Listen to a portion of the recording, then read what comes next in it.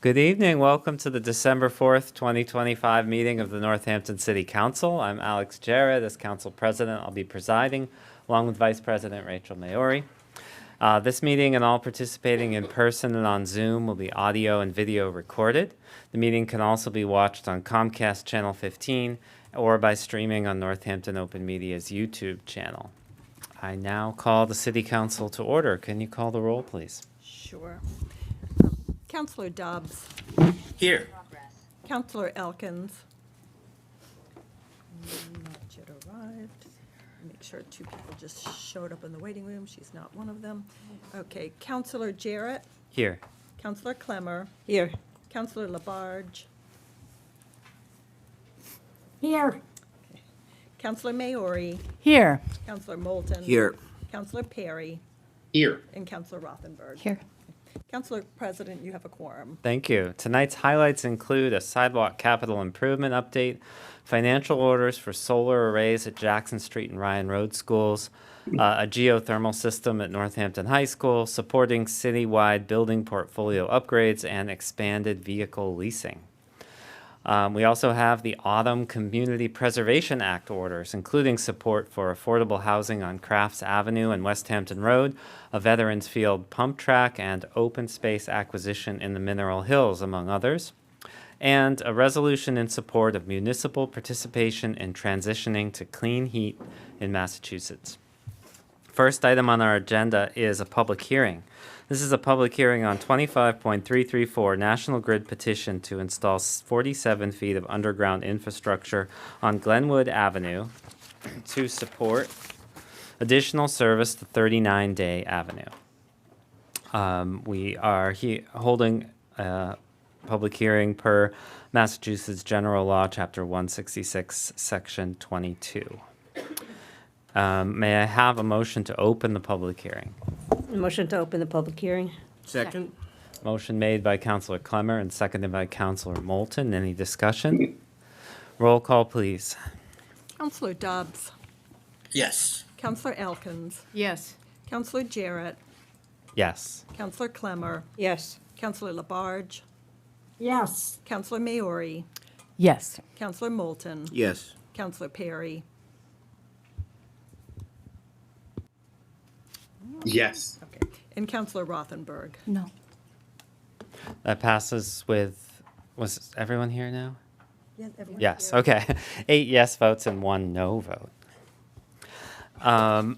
So the public hearing is now open. I believe we have Ken Kriegel from National Grid here. Welcome. Good evening. Great, so that's green there on the, Yes. okay. Great, would you like to introduce this item? This is the second petition, the previous one for an overhead pole line. We rejected based on the tree trimming that was needed. So as an alternate plan, we're proposing to go in the roadway to the property. And we had some recommendations from the DPW that up here we can work around. Great, thank you. And these recommendations are on the agenda. And they include that the sewer main, there's believed to be adequate burial depth, but must be field confirmed. And the conduit alignment shall maintain, for water, the conduit alignment shall maintain a 5-foot distance from the water main. Okay, do we have any other proponents here to speak to this petition? And if you're in person, you can just raise your hand. If you're on Zoom, you can raise your virtual hand. So proponents, people in favor. I see, oh, no. Okay. Then anyone else who would like to speak to the petition? Okay, we have Aaron. Aaron, if you could state your name and city or town for the public record. My name is Aaron Irvin. I live at 20 Glenwood Avenue in Northampton, Massachusetts. So obviously this thing impacts me pretty seriously in all kinds of ways, including actually a mention of my personal sewer service right here in City Council. I am just here, I recognize that this is a more or less a rubber stamp experience, but I'm just here because I am so closely impacted and my sewer service is important to me. In general, I have not been real satisfied with the communication from the developer around this. I just want to flag that there are some problems and communication is one of them. And I guess that's what I have to say. Great, thank you. Would anyone else like to speak to this petition? Okay, questions for Ken Kriegel from counselors or any other thing from counselors? Okay, seeing none, I would entertain a motion to close the public hearing. We will take this up later on our on the agenda for a vote. Move to close. Second. Motion made by Counselor Moulton and seconded by Counselor Clemmer. Any discussion? Roll call, please, on closing the public hearing. Counselor Elkins. Yes. Counselor Jarrett. Yes. Counselor Clemmer. Yes. Counselor Labarge. Yes. Counselor Maori. Yes. Counselor Moulton. Yes. Counselor Perry. Yes. Counselor Rothenberg. Abstain? And Counselor Dobbs. Yes. Okay, that passes with 8 yes votes and 1 abstention. Brings us next to public comment. And public comment, if you wish to make a public comment, please sign up on the sheet at the podium. If you're on Zoom, you use the raise hand feature. And if you're having trouble raising your virtual hand, you can turn on your video and physically raise your hand. You can also submit a written public comment, and you can email that to citycouncil@northamptonma.gov, which will be sent to all counselors and will be part of the public record. So I'm going to alternate between people in the room and people on Zoom. And before you begin, please state your name and your city or town for the public record. To ensure everyone has an equal opportunity to speak, the council limits comments to a maximum of 2 minutes. After 2 minutes, we will ask you to please finish your sentence. Our council rules do not allow us to respond during public comment. It is your time to speak. And our rules also state that counselors and members of the public shall conduct themselves with civility and respect at all times. Finally, you can speak on any topic. It doesn't need to be an item on the agenda, and all comments are to be directed to the council. We'll start in the room with Margaret Riddle.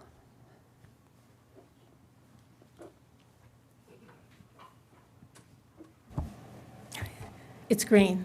Great. That means yes. Welcome. My name is Margaret Riddle, and I live in Leeds. I'm here as 2025 draws to a close to thank the members of the City Council and Mayor Shara for your service to our city. We have all lived through challenging times in the recent years, and I want you to know especially how much we appreciate your dedicated and thoughtful efforts on our behalf. Special thanks to Alex Jarrett and Mayor Shara for your steady leadership. But in particular, I'm here to applaud retiring councillor Marianne Labarge. Hi, Marianne. For her long and faithful service as Ward 6 councillor.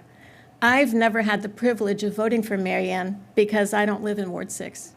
However, I experienced her effectiveness while I was principal at R.K. Finn Ryan Road School, which is located in her ward. Marianne has been a tireless advocate for our school, then as now. She regularly attended events at the school and was our champion. I want to share one occasion that highlights her work as a counselor. Each school is assigned crossing guards to ensure the safety of students and their families. But for years, the identified post right in front of the school on busy Ryan Road was empty, in spite of our best efforts and the fact that many students walked to school along Ryan Road and had to cross without a guard to get to school. When Marianne learned of this concern, She went right to work. A few days later, she called and told me, "I've found you a crossing guard." She had recruited an acquaintance she knew to fill the post. This is just one of many examples of how Marianne has tirelessly fulfilled her duty as Ward 6 counselor. Thank you, Marianne. I know you're there. You will be missed. May your dedication be an inspiration to others serving our city. Thanks. Thank you. Next on Zoom is Daniel.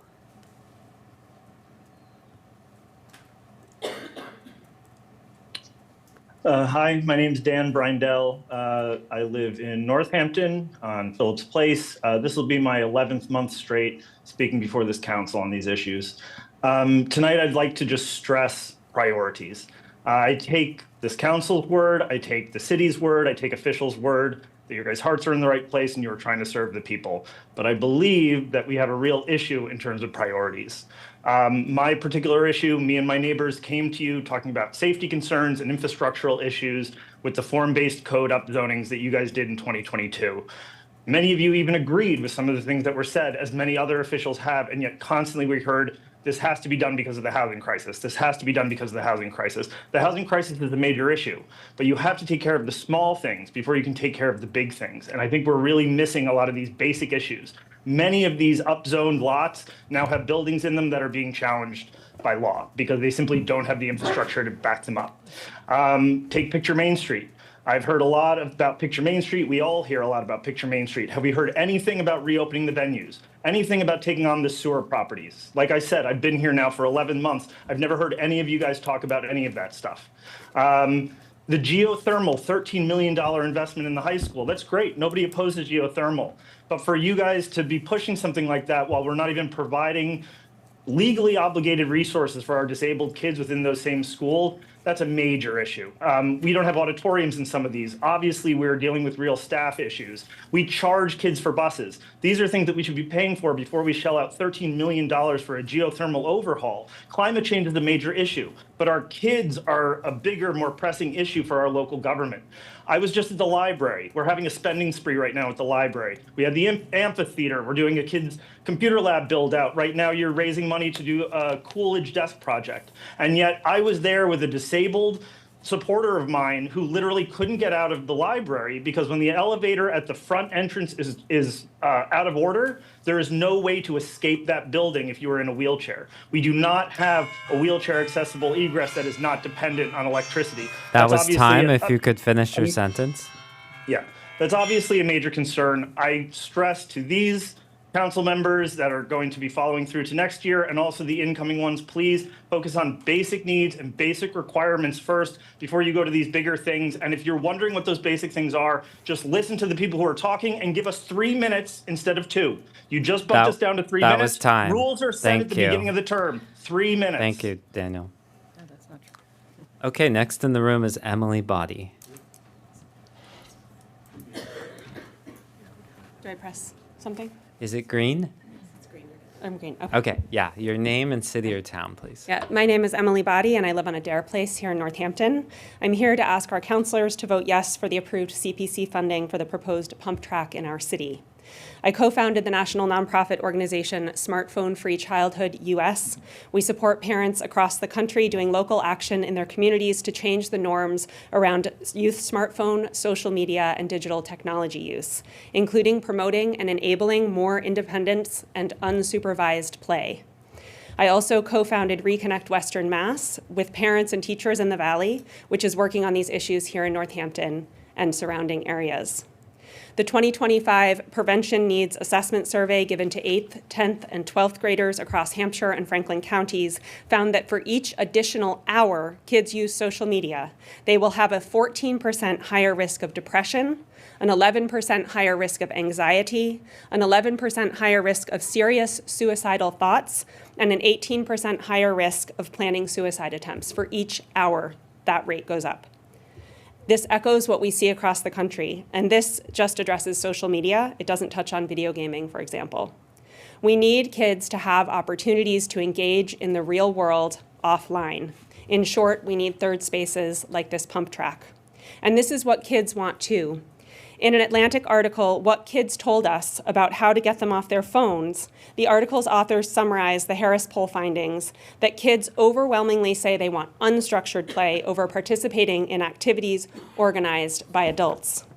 And without real-world freedom, children don't get a chance to develop competence, confidence, and the ability to solve everyday problems. Indeed, independence and unsupervised play are associated with positive mental health outcomes.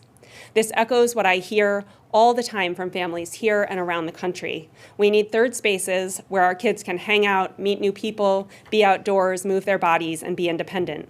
We need real-world spaces for all kids to gather. This pump track would be one such vital space. So I leave you with a call to action. Today's kids want to spend their childhood in the real world. Let's give it back to them. Thank you. Thank you. Next on Zoom is C. Simison. Good evening. My name's Cynthia Simison. I live at 190 Round Hill Road in Northampton. I'm speaking on behalf of the CPA grant applicants. I represent the standing committee at Forbes Library that oversees the Calvin Coolidge Presidential Library and Museum. We've been put forth for a $3,000 grant to restore a desk that President Coolidge used while he was a member of your body back in 1898. He was a city councilor first in his political career before going on to state and national office. So I'd encourage you to consider this small amount of funding for preservation of a piece of American history. Thank you. Thank you. Next in the room is Al Simon.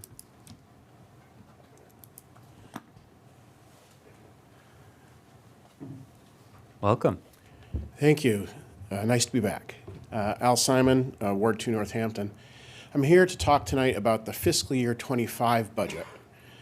For folks at home, just to clarify, that's the budget that began in July of 2024 and ended in June of 2025. And the reason I'm talking about it is because just this week, the state of Massachusetts did in fact certify free cash from that budget in the amount of $6,338,000. That's a surplus. We were told in May of 2024, when the fiscal year 25 budget was introduced, that the amount of money that the mayor was prepared to give the schools was as much as could be given. And we knew at the time from the superintendent's report that that would lead to 22 job losses. We were told there wasn't any more money for the schools. The mayor insisted on that. The majority of this council agreed with that. And the job cuts went in place, crisis ensued. You all know the history after that. And the reason I'm bringing this up, of course, is because the $6,338,000 is the extra money after the implementation of that budget. And we needed $2 million 18 months ago to maintain level services at the time. We weren't going to be adding anything back, just to keep what we had. We were told the money didn't exist, but it, of course, did exist, and it's proven by the $6,338,000 that was left over in the end. I'd love for the community to get an explanation of why the $2 million wasn't there a year and a half ago, when it's verifiably proven to have been there now. These are predictable surpluses. The finance department knows that. People who can look at these bits of information over time can see that these are predictable numbers. And so the question remains, why wasn't the money allocated to the schools when the money existed for the schools?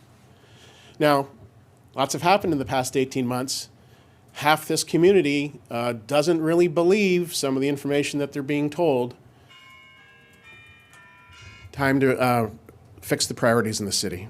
Thanks. Thank you. Next on Zoom is Brian Adams. Good evening. Thank you, City Council members, for the good work that you did and do. For those of you leaving, my thanks. For those of you staying or new folks, my thanks as well. I'm chair of the Community Preservation Committee, and I would just encourage you to vote to support the 8 projects that we have submitted to you. The Community Preservation Committee does a lot of work in terms of vetting these projects, hearing from the folks, and these 8 projects cover all aspects of community preservation funding, from conservation, land acquisition, to recreation, to affordable housing, and to historic preservation with the Coolidge desk that was just mentioned. So I certainly encourage you to vote to support all 8 of these projects. Taking off my Community Preservation Committee hat and putting on my Northampton resident hat. Sorry, I'm 254 Old Wilson Road in Northampton. I would really like or encourage you to support the 3 wonderful energy projects before you, the Ryan Road solar PV project, the high school geothermal project, and the Jackson Street School PV array. Climate change is an existential threat. We have got to do what we can to support efforts to mitigate that. These projects make economic sense, they make environmental sense, they make health and safety sense for the students in these schools. So I would certainly encourage you to vote in favor of all 3 of those projects. Thank you so much for the good work that you do. Thank you. In the room, Anat Weisenfreund. Thank you, and thanks for pronouncing my name so nicely, Alex. Appreciate it. I know it's a difficult one. My name is Anat Weisenfreund. I live in Ward 2. I'm the school committee representative for my ward. I am here tonight to again bring attention to the crisis in our schools, to urge this body to delay approval of the mayor's spending requests this evening, and to reconsider these potential expenditures only in the context of the larger 2026 operating budget deliberations and after you have prioritized the full availability of essential services throughout our city. The primary reason I serve on the school committee is because I know that the early years of life are hugely important for all that comes next, and I have a lifelong commitment to work on behalf of children, families, and the workforce who care for them. The Northampton Public Schools are in crisis due to chronic and unnecessary underfunding, as borne out by the painful experiences of our students, caregivers, and staff. The crisis is well known to the school committee and was acknowledged last year by the city council and the mayor. Yet it seems to me that we're not behaving like our children are suffering from overcrowded classrooms, insufficient interventionists, unacceptable reading delays, lack of choices at the high school level, and importantly, unfulfilled IEPs in violation of students' civil rights. I understand that school budgets are very complex, and all of us, I think, agree that we want and need more support from our state and federal partners. Yet it is also true that our city for at least a decade has every year produced millions of dollars in surplus revenue and built extraordinary reserves. Just a couple of days ago, as was mentioned earlier, another $6.3 million was certified as free cash. As a school committee member, I promise to continue to work to ensure sufficient school funding. Members of the City Council, please remember that our schools are in crisis and children are suffering. Please remember that voters have told us that we should prioritize essential services. Please act accordingly and do not approve the extraordinary monetary requests in front of you tonight. Instead, please consider them as part of the city's observed budgetary process in 2026 and work to use our wealth as a city to ensure the well-being of our children, families, and staff. Thank you. Next on Zoom is Ace Taylor.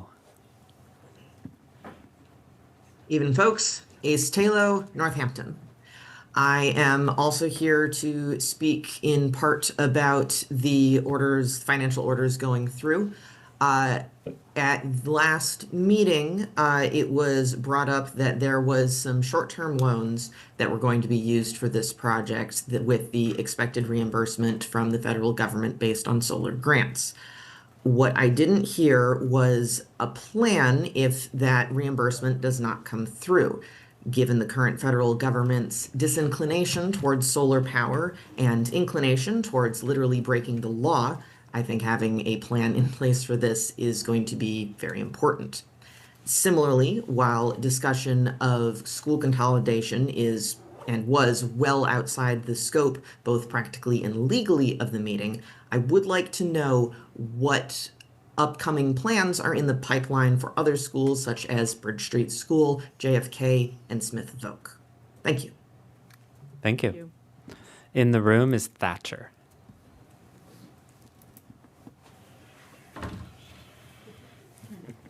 Stand up there.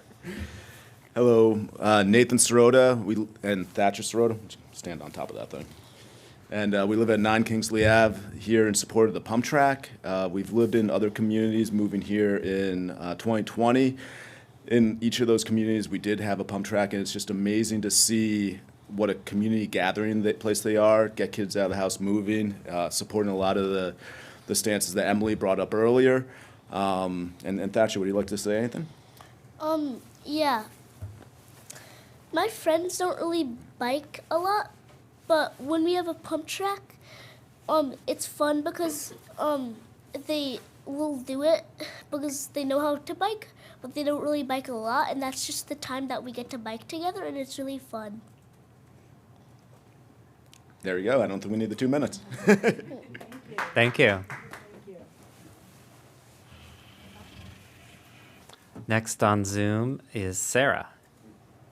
Yes, hi. Excuse me, I have a cold. But I'm Sarah Partan. I'm a resident of Northampton, and I'm calling in today to support the several climate change pieces that you're discussing today. The ones that were just mentioned, the projects for the schools, and also the resolution that you're discussing, R25.341, which is it would pledge our support for the 2 Massachusetts House and Senate bills that are being considered in the House, 3564, the act relative to infrastructure replacement projects, and 3446, Senate 2248, an act relative to municipal voices and gas utility work. And these are great bills, so they would give the towns across the state more of a role in helping to make decisions about our future, our planet's future, our children's future. It's really important help to as we transition towards fossil fuels, which we know we need to do for everybody's sake, the children's sake, our sakes, future generations, et cetera. One reason I really love this resolution is that it supports, in particular, the idea that we can try to get gas pipes capped that are coming into neighborhoods. If everybody on that street, for example, is willing to have their house transitioned into to electric, I love the vision of the gas pipes being capped, all the houses being transitioned to electric, and this is feasible and financially less expensive than having the gas companies come in and renew their pipes and build new pipes for those specific neighborhoods. So it makes sense financially, it makes sense in terms of the environment, and it makes sense in terms of the health of the kids who won't be living around pipes with gas leaks and getting asthma and other respiratory concerns. So I think it's great that you've got this resolution in front of you, and I encourage you to support it. Thank you very much. Thank you. Has anyone else signed up at the podium? No. Okay. If anyone else in the room would like to speak, please sign up at the podium. I'll continue with Zoom. Next on Zoom is Tom. Hello, thank you. I turned on my video. Can you see me? No, we only see a symbol. Oh, okay. Yeah. Well, I'll just continue. Sorry. I'd like to comment in support of the pump track tonight. My name is Tom Hogendijk. I live in Northampton on Spring Street. My wife and I moved here to the Valley about 25 years ago.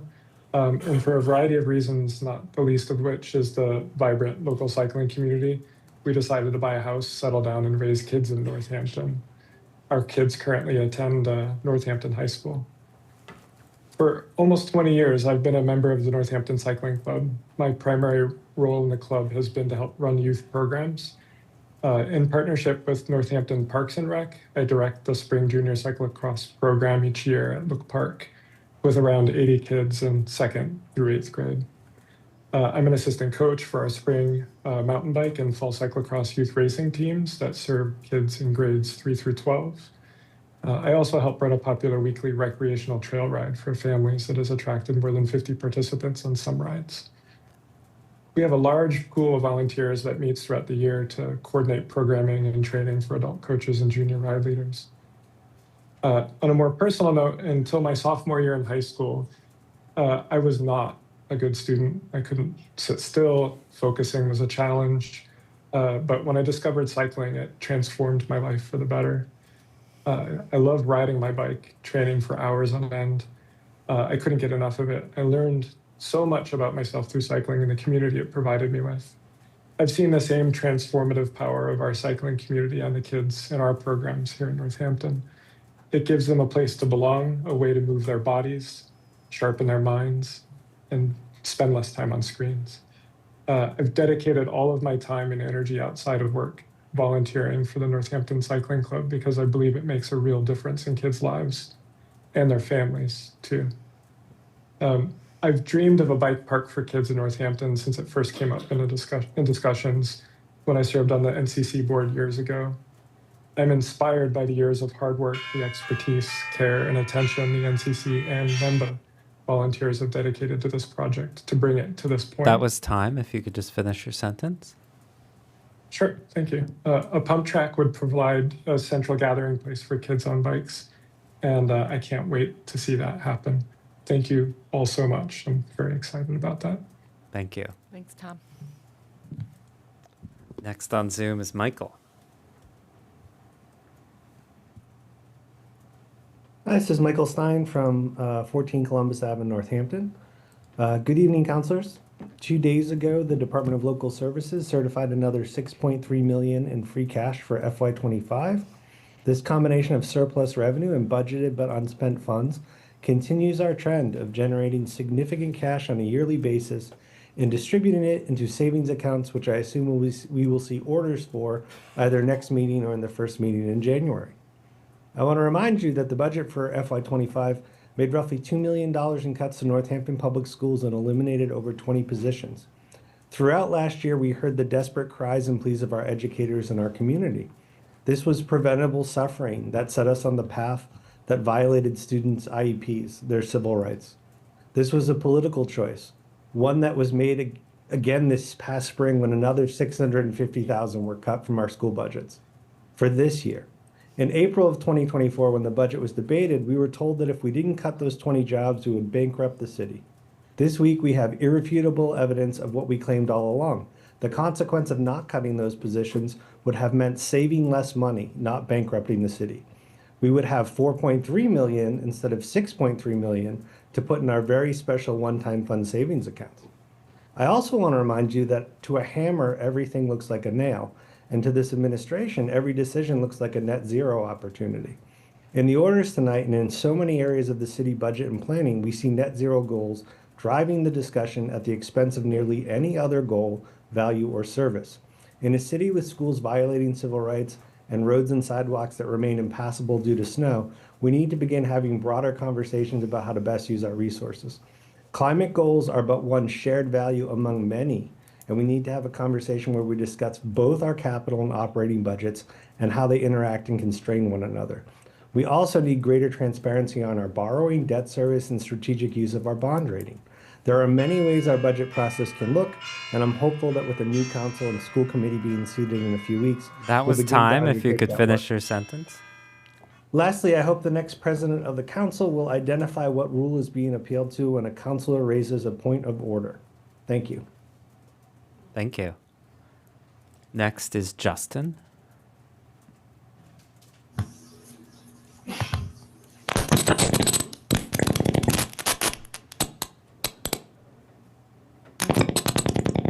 We cannot hear you. There seems to be a malfunction with your audio. Unless you're playing a sick tune for us. Yeah.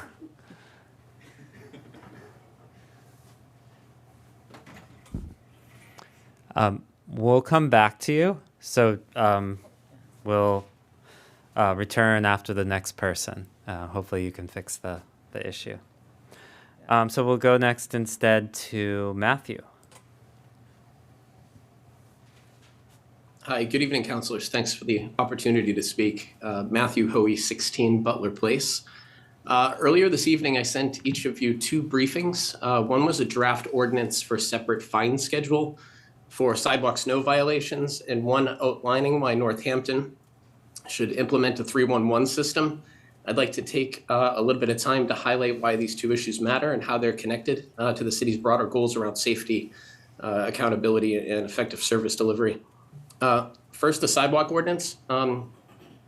We all know that when sidewalks aren't cleaned after storms, the risk to residents increase significantly, especially for seniors, people with mobility challenges, and families walking children to school. These are predictable hazards, and the city has a responsibility to deter neglect by property owners most capable of addressing it.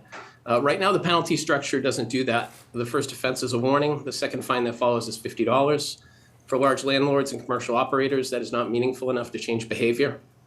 At the same time, a single fine schedule puts the city in a bind. If you raise the fines high enough to deter these chronic offenders, it unintentionally burden residents of modest means, including seniors and disabled individuals. That's why I drafted and sent you an ordinance establishing a separate fine schedule for commercial properties in buildings with 3 or more residential units. This approach is proportional, fair, and targeted at the property classes with greater responsibility and capacity to comply. For context, the city recently adopted escalating fines for feeding turkeys of $100, $200, and $300. Yet the fine for leaving a sidewalk unclear during winter weather, which poses a real safety risk, remains at $50. So now the connection to 311. During storms and throughout the year, residents repeatedly express frustration that the reports are going unanswered or unresolved, not because staff aren't trying, but because Northampton lacks a centralized system. What we currently have online are a few isolated web forms to report problems to. These are not a system. They likely route mail to an inbox or spreadsheet before somebody manually enters the information into an older legacy work order software. There's no unified dashboard, no public tracking, no acknowledgement, no real-time updates. That was time, if you could finish your sentence. Geez. Okay. I believe the 311 system could change that and would give residents one place via an app, website, or phone line to report all emergency issues, every request logged, every ticket tracked through acknowledgement, assignment, and resolution. And every department would have access to a shared dashboard. Thank you. And I hope just please review those emails if you have a moment. Thank you. Okay, we'll return to Justin. Hopefully we have the audio issue fixed. Okay, can you hear me now? Oh, yes, we can hear you. Okay. Your name and Great. city or town, please. Yes, my name is Justin Janison, and I live at 3 Gleason Road here in Northampton. I am calling in to offer my support for the pump track. I am a physical education teacher in the public schools here. I'm also a dad of 2 students who have gone through the Northampton Public Schools. And I just feel that the pump track offers a great opportunity for our youth here in the city of Northampton to do something positive that would obviously impact them in many positive ways in terms of their physical activity. Also, we know that getting outside and breathing fresh air and getting some exercise is also good for their mental health. And I think this is a project that many of us who've been here for many years and working on this project would like to come to see this come to light. And it seems like we're on the right track. And I just want to put my 2 cents in there and support this project. And also the last thing I guess I'd like to say as a physical educator in the public schools here is whatever we can do to fund the schools fully, I'm in support of that too. Thank you very much. Thank you. Next is Ava.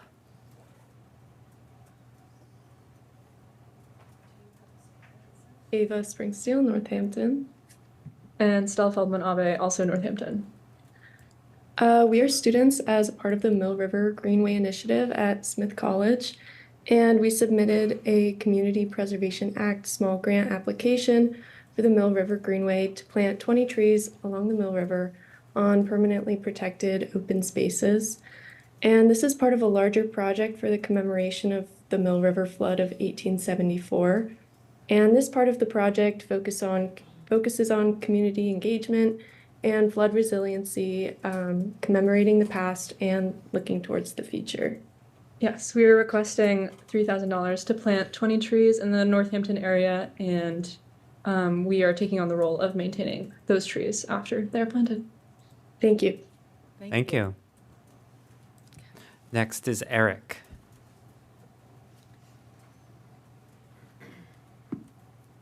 I want to thank and applaud the city council and the mayor, and in this case, Dr. Ben Weil, who is our Climate Action and Projects Administration Department head, for bringing the resolution on the geothermal project forward.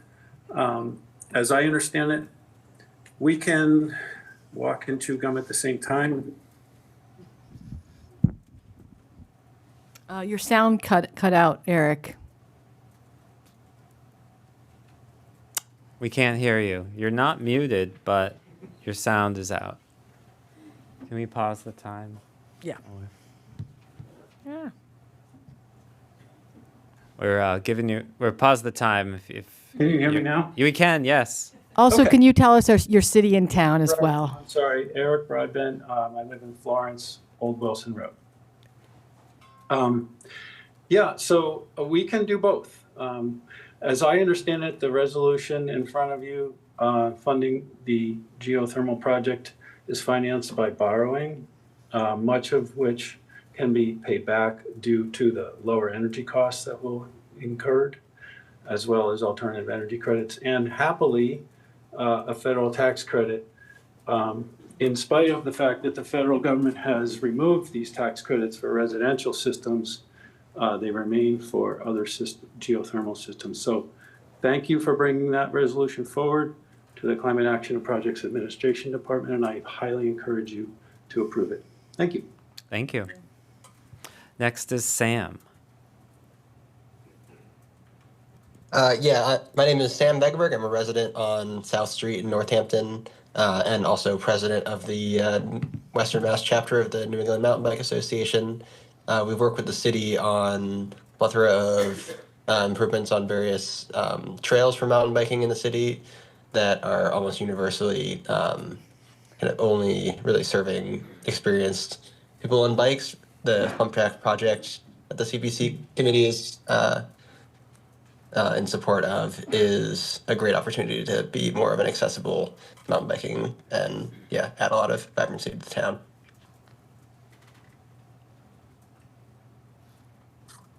Okay, thank you. Next is Phoebe.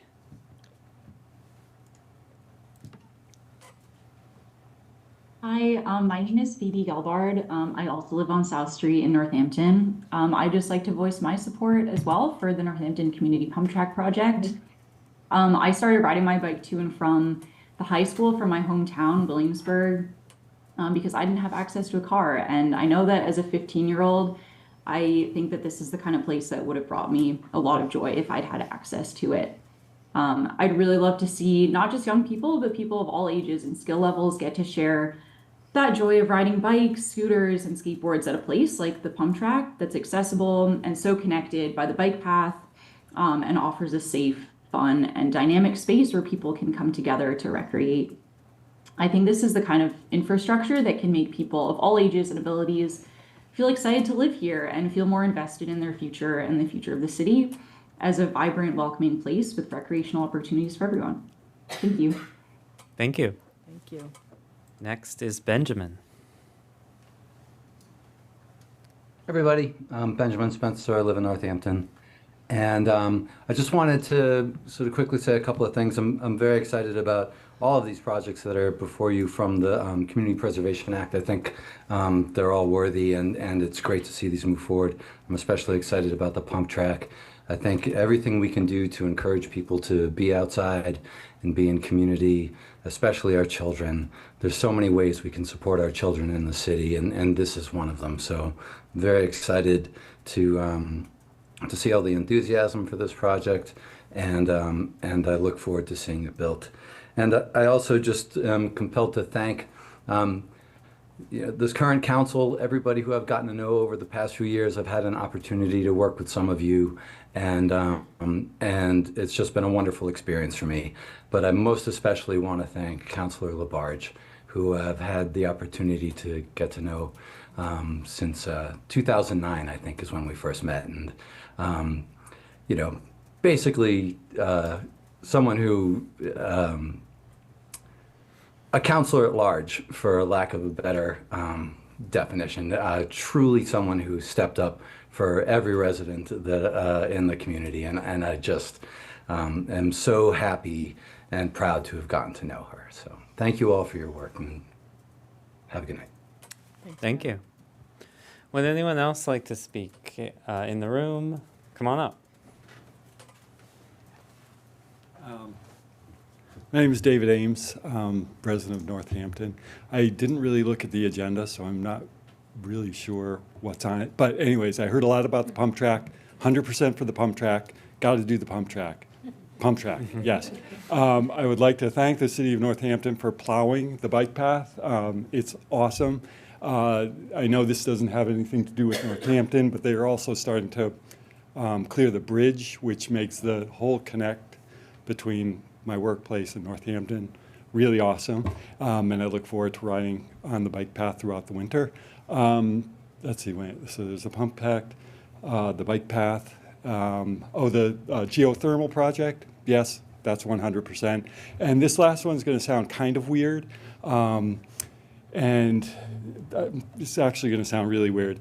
But I run up by the hospital, and for about a month now, I've seen there's been a turkey that actually hangs out in front of the gas station, and it just kind of wanders around. And I tried to call the animal control today, and I didn't get through, but I've seen it sort of wander onto Route 9 and sort of wander back, and it's a really big turkey. But anyways, I was just wondering if at some point somebody could take a look and see if the animal control could go up there and sort of reunite it with the rest of its turkey family. But I've seen it quite often. I just saw it today, as a matter of fact, when I was running in that area. But anyways, if somebody could sort of look into that turkey and make sure I just would hate to see a big mound of feathers when I run through that area over the next couple of days. So save the turkey. Thanks. Thank you. Anyone else? Okay, thank you.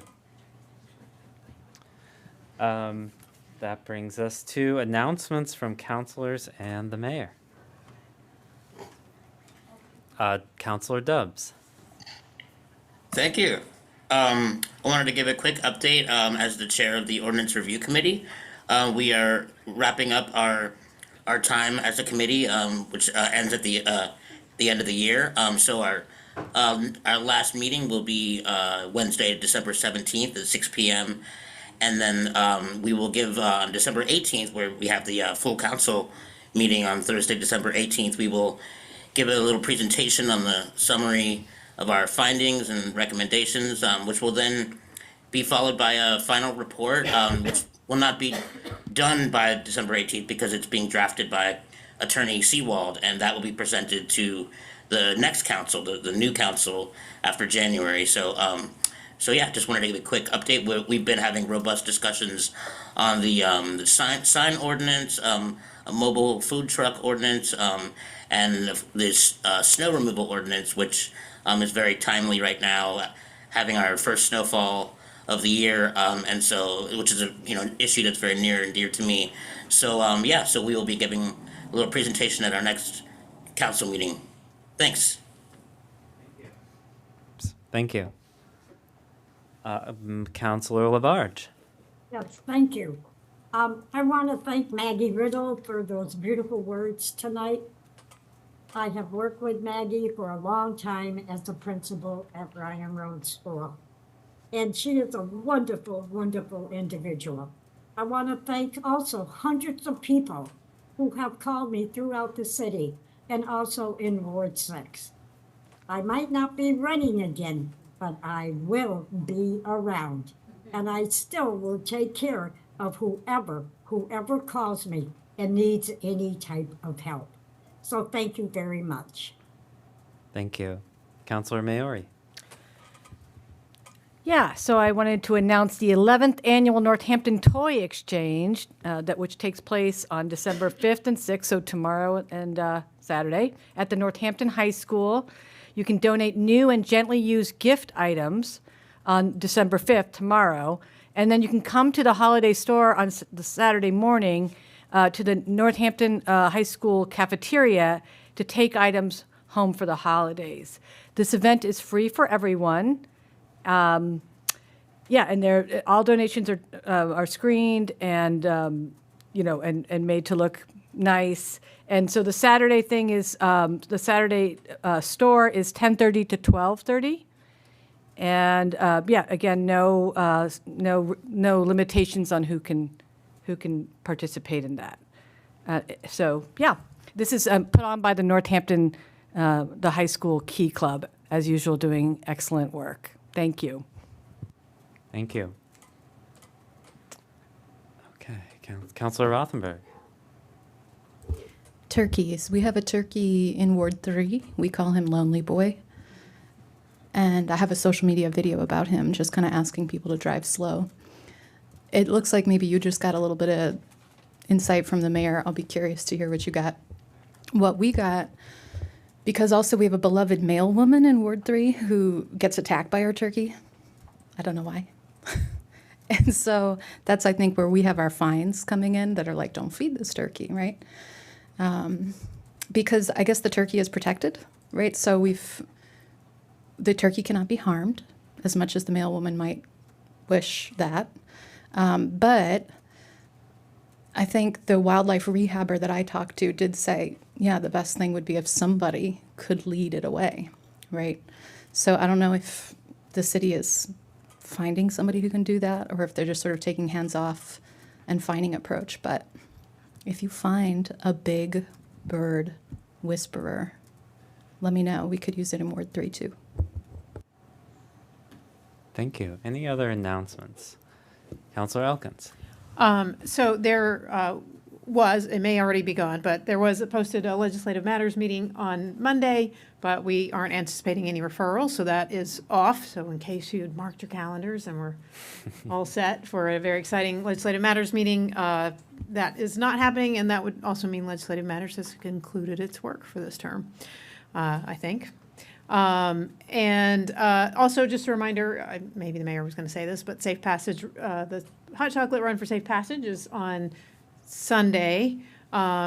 So be aware of the routes downtown and runners, and on more than that, if you're not running or fundraising yourself, find somebody who is and help out that great organization that provides resources for folks facing domestic violence.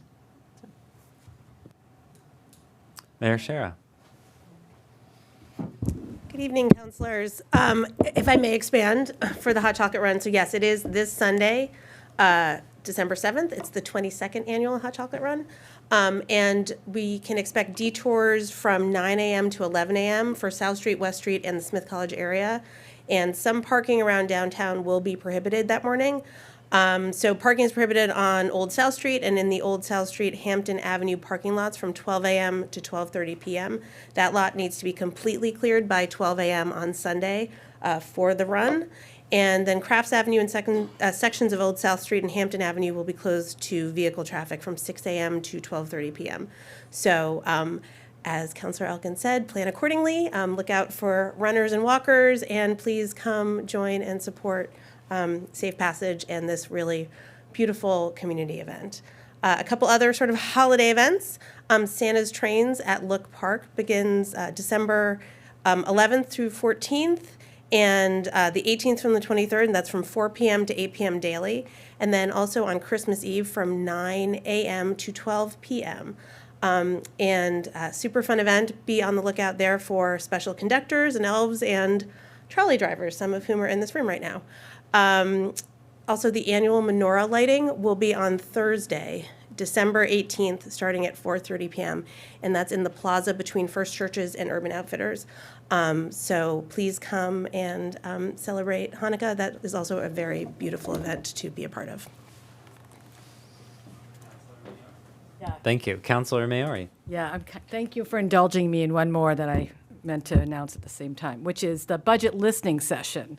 This is the Council Committee on Finance holding our annual budget listening session. It's Wednesday, December 10th. It's hybrid.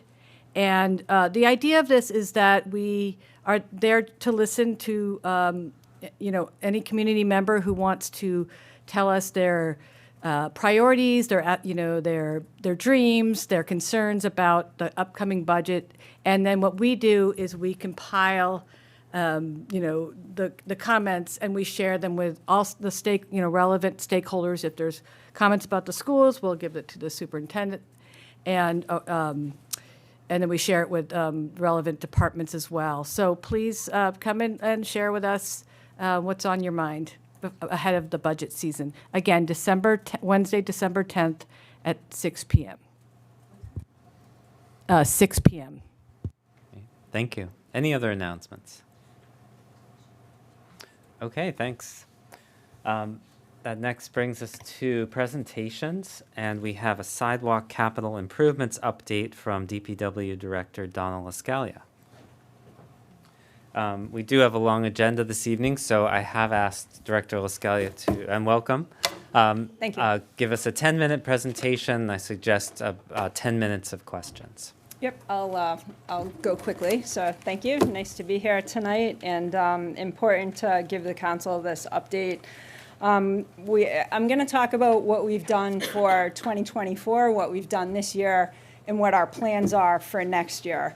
And I think it's important to note really the unprecedented investment that's been made over the past 4 years by Mayor Sciarra with the support of this council and the prior council into our sidewalk infrastructure, an investment of nearly $2.5 million. So I've just put together a very quick presentation. It's mostly just photos, and I'm going to sort of talk over them, but sometimes a picture is better than me talking, so I want to show you what we've been doing and what we plan to do. So go ahead, Charlene, we can just kind of move through this.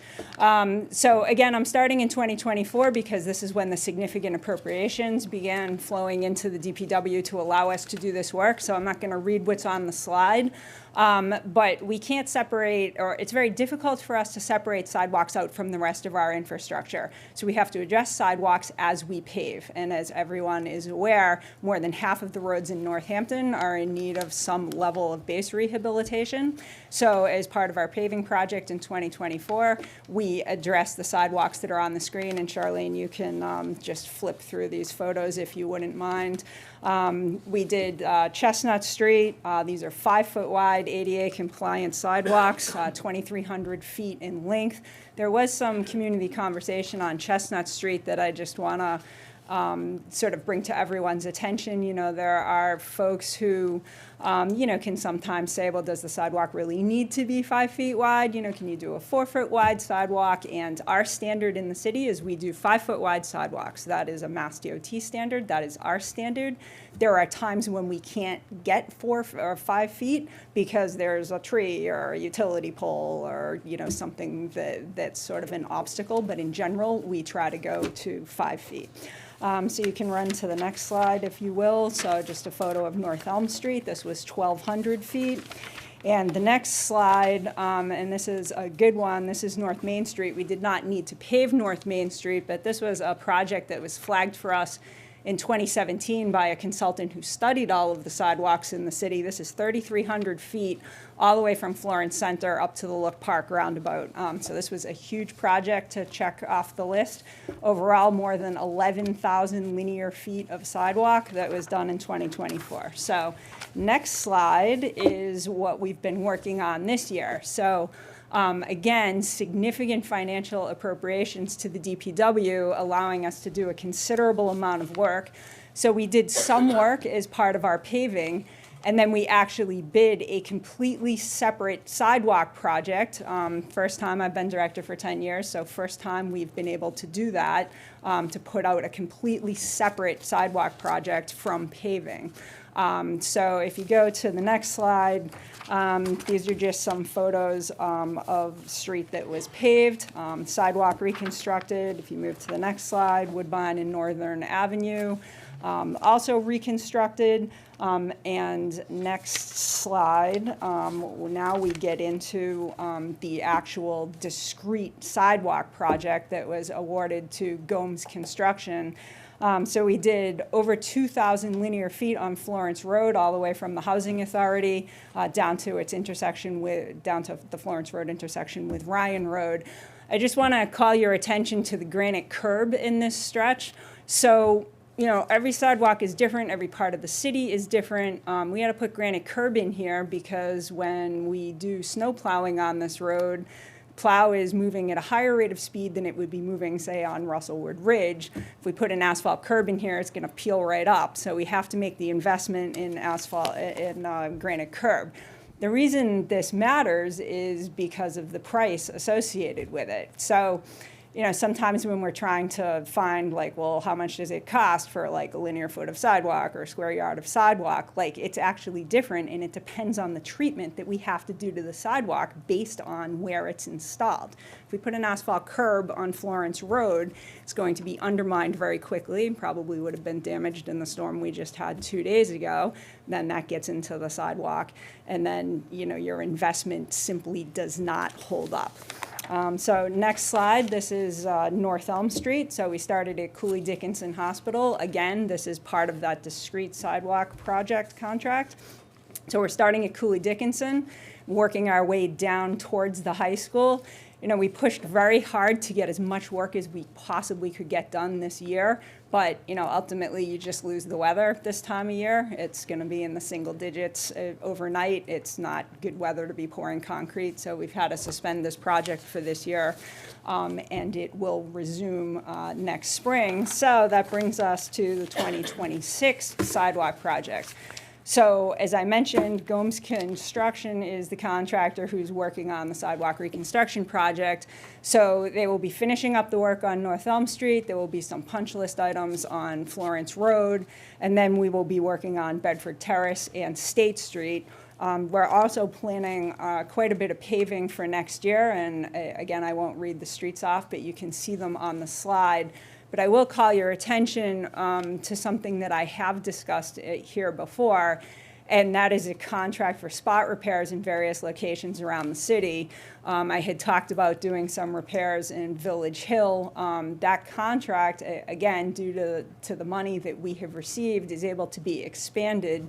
I intend to bid this in the spring, but we're going to be addressing a lot of problem areas in a lot of locations across the city. So Village Hill, we have quite a bit of work to do in the neighborhoods off of South Street and other various trouble spots where we've had injuries and incidents. So I want to just run through a couple more pictures. If you can just go to the next couple of slides. There's a little bit of snow on here, but I think you can get the idea. This is existing conditions on Bedford Terrace, so this will all be torn up in the spring. And then if you just flip through the next couple of slides, Randolph Place, this is all going away and will be reconstructed. Next slide, if you will, please, Kingsley Avenue. And if you could just run to the final slide, and I just have a couple more comments. You know, I think what you're seeing in these photos is the DPW trying to patch infrastructure that was installed like in the 50s and the 60s. And it may have been concrete when it was installed. It may have been asphalt. We go over it with asphalt. It peels up. We go over it again. You know, ultimately it needs to be excavated out and reset.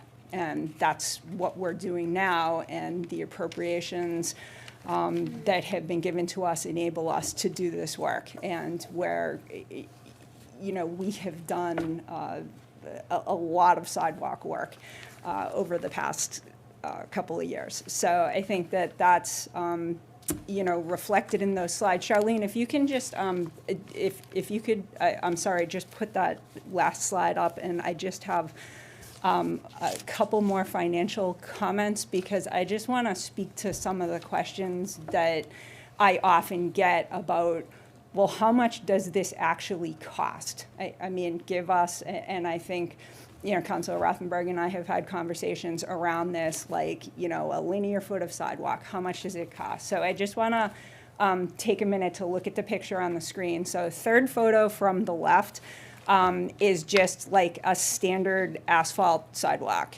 And if we were going to replace this with a 5-foot wide sidewalk, and let's just say we went 8 feet long and we did it in asphalt, we could install that for $336. And I pulled these numbers right out of our most recent contract that we have for work that is ongoing.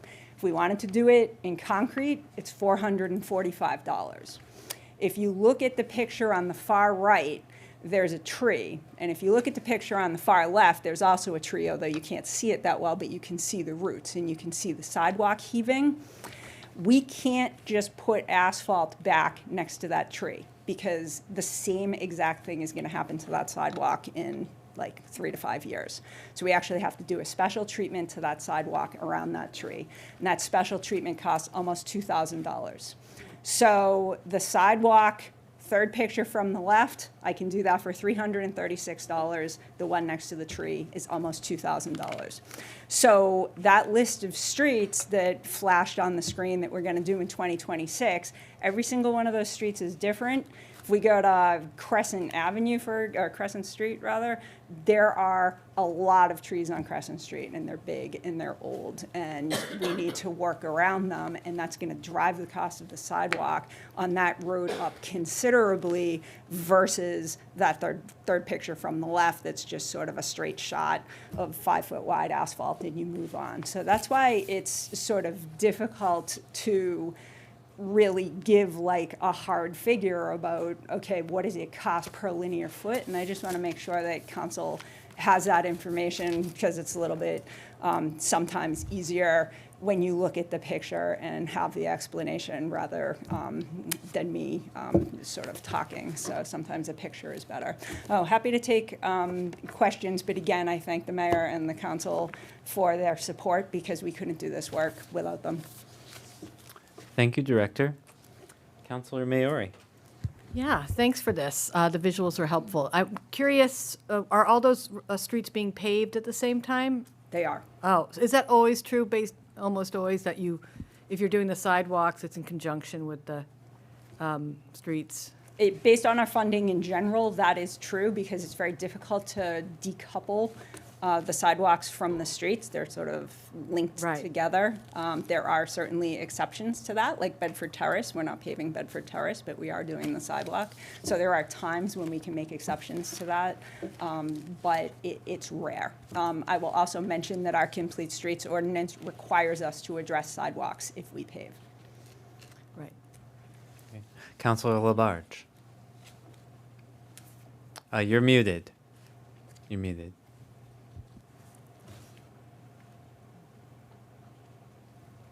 I guess we're all set. There you go. Okay. I want to thank you, Donna, very, very much for coming in this evening and talking about the sidewalks. I also want to say thank you and to your staff at DPW.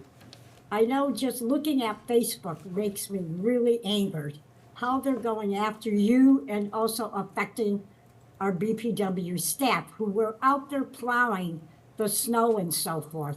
And this should not be happening at all. You know when to go out and plow. And I don't think people in the city should be criticizing you as a director and the employees, which affects them also. So thank you for being here tonight about talking about the sidewalks. I really respect that. But I had to bring up also about the snowstorms because you do not deserve that, or either any of the employees and even Cindy taking these calls. So thank you, Donna. Thank you, Councilor.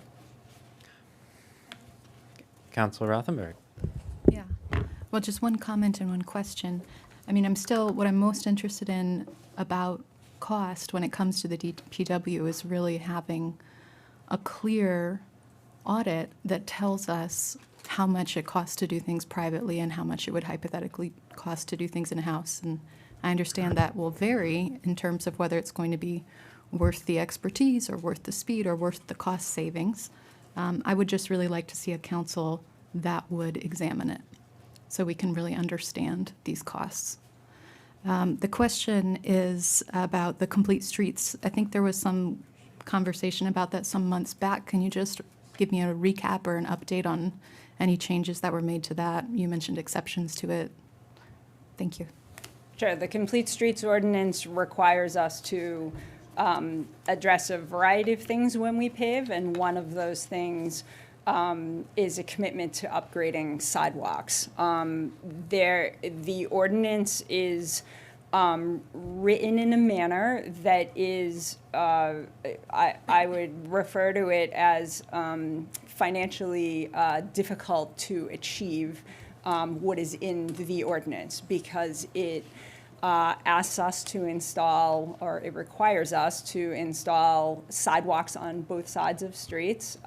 It dictates based on zoning where there should be concrete and where there should be asphalt.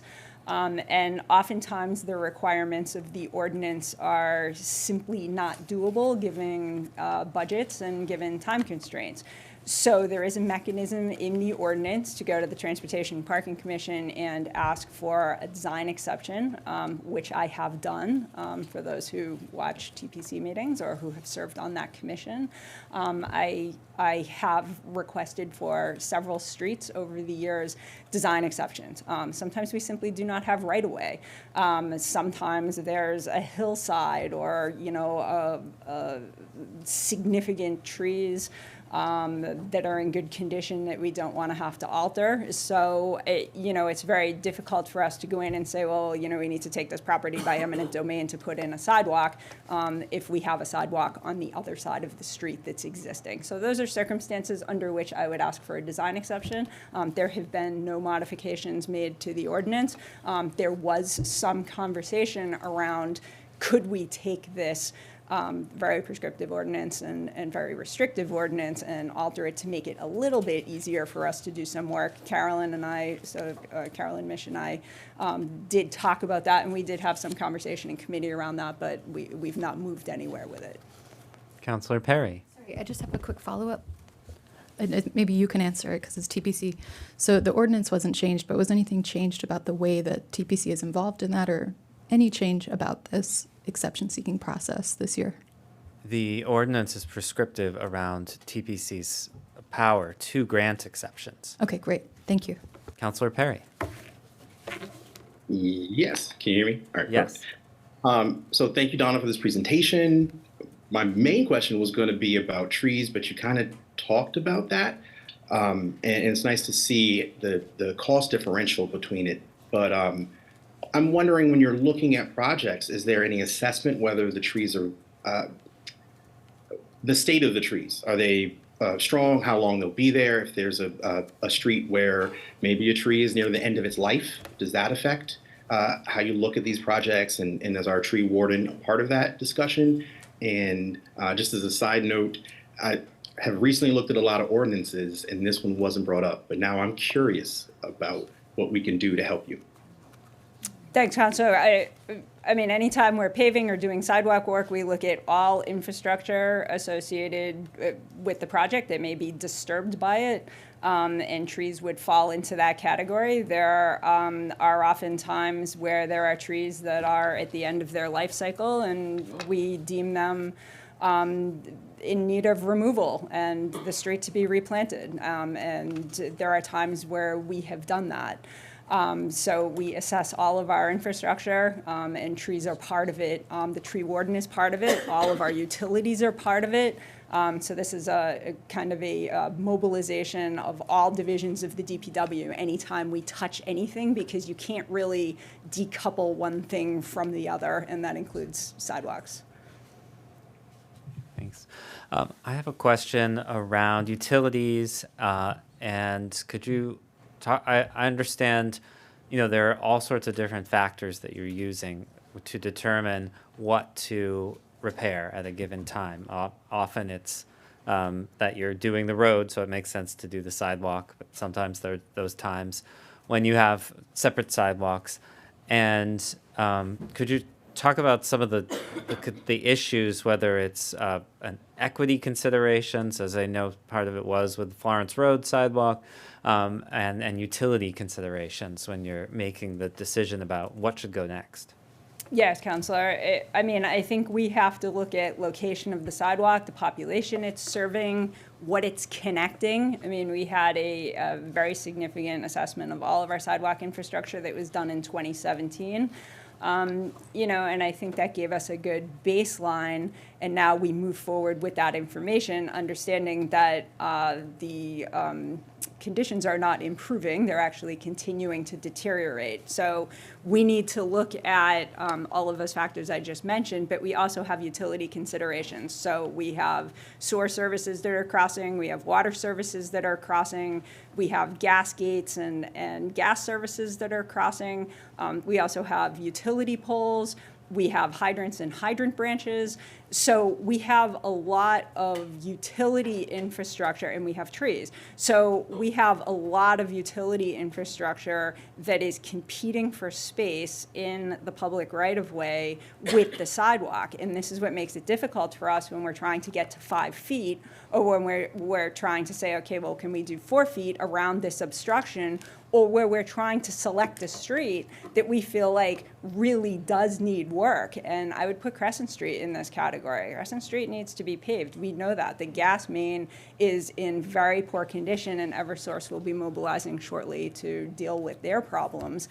But when we look at that street, we are going to have to invest a significant amount of money in those sidewalks because of the trees. So, you know, those numbers I gave you, you know, $330 or whatever it was for asphalt, but if I'm going around a tree, it's almost $2,000. The price of that sidewalk is really significant. So we have to definitely take that into consideration when we're thinking about what is the need versus what is the price. So there's a lot of moving parts and a lot of factors. So thank you for the question. Mm-hmm. Are there any other, Councilor Dubs? Thank you. Thank you, Director Lascalia, for the excellent presentation. I just had a quick question about the last item on the list of repairs about, I think it's spot repairs at various locations. I'm mainly just curious about like the process of how that works. You know, as a wheelchair user, often when I go out, you know, I'll come across like a crack or a hole in the sidewalk that, you know, and it's on a sidewalk that is mostly pretty good, but except for, you know, a spot that is, you know, like you were talking about the spot repairs. And so I'm wondering, like, are those driven by reports, like people reporting those spots that need repair? And like how long does it take for the DPW to respond to those and get those fixed? And I'm also just really curious because sometimes when I you know, come across these spots on sidewalks that are, you know, could be quite dangerous for people, like not just wheelchair users, but anybody walking. And I often wonder, like, you know, should I be reporting these to the DPW? You know, should I be letting you know about these spots? And, you know, I'd like to help in any way I can, and I'd like to know how other people can help to report those kind of spots. Thanks. Thanks, Con. So the answer to your question is it depends. It depends on the defect. If it's a small defect that we can patch with asphalt, we go out to patch it. We encourage anyone who sees a defect in the sidewalk to report it to us. If we have the capability in-house, and this speaks to Councilor Rothenberg's question a little bit, if we have the capability in-house to patch it with asphalt, we will. Concrete work requires the removal of the entire panel. It needs to be reformed, reset. So excavate it out and then reset and report. That's contractor work. That's not in-house work, because usually when concrete has failed and those panels have heaved, it's due to a tree root problem. So now we need special treatment for the tree. The roots need to be pruned. We need to install structural soil. We need to install like a flexi pave over the top of that structural soil. So this is all like specialty equipment, special skill to implement. So to answer your question, I would encourage you to report anything that you see. I also do work with the Disability Commission to identify various areas around the city that we can include in these contracts, but the spot repair contract is going to be for specialty repairs that need to be completed by a contractor and cannot be completed in-house. Thank you. Thank you for that answer. And yeah, I also appreciate the presentations that you gave at the Disability Commission meeting. So thank you. Any other Councilor Moulton. Thank you. Thanks for the presentation. Just to follow up on the design exceptions, you mentioned some geographic features that would limit sidewalks to one side of the street. But that would only apply to certain streets, but not to those that are considered, for example, to be safe routes to school. So it's a narrower set of streets that those exceptions might be requested. Am I correct about that? It is, but there's also a hard conversation to be had about available resources. So what's difficult is that there are streets with sidewalks in disrepair. There are streets that have no sidewalks. And is it equitable for us to go to a street and install sidewalks on both sides when those conditions exist elsewhere, when we could use our limited resources to install a sidewalk on one side of multiple streets instead of both sides of some streets? And these are the decisions that we grapple with. So when I come to the TPC and ask for a design exception, it is because we have vetted the money that we have available to us, determined what we think we can do, and we are trying to spread that money as evenly as we possibly can. So it's really an equity issue around how are we going to spend the funds that we have in a way that is fair for everybody. And that's ultimately a discretionary call on my part and the part of the mayor when we confer about what do we have for money and what are we building with it. Thanks. Thanks. Any other counselors who haven't spoken? Okay, Councilor Maori. Yeah, I just wanted a clarification about Councilor Dubb's question. So is it the way to report that kind of hole in a sidewalk? Is it to report a pothole on the city website? Is that the same form that you would, how would you like people to report issues with this? I think there's actually a There's a separate sidewalk one? problem. I think there's Sidewalk actually a problem. sidewalk problem that you can click on. And, So that's, and it sends us so you would go to the city website, you go to DPW, and then those were the other forms. Yep, or you can send us an email at DPW info, and that's sort of like our clearinghouse, and we pull all of it, we pull into our work order system from that. Okay, thank you. Thank you. Councilor Rothenberg. So, I mean, the equity issue to me is that we have so many residents who are being denied the civil right of being able to pass through these sidewalks. And it's one of the things that I hear about the most as a counselor, and it's one of the things that is most debilitating to people who live in our community. I appreciate getting more insight, sort of a brief verbal inventory of what we can and cannot do right now in-house. What I'm talking about is charting that out, taking stock of that, and then thinking beyond that. What does it actually look like if we were to bring it in-house? Because clearly these expenses are astronomical.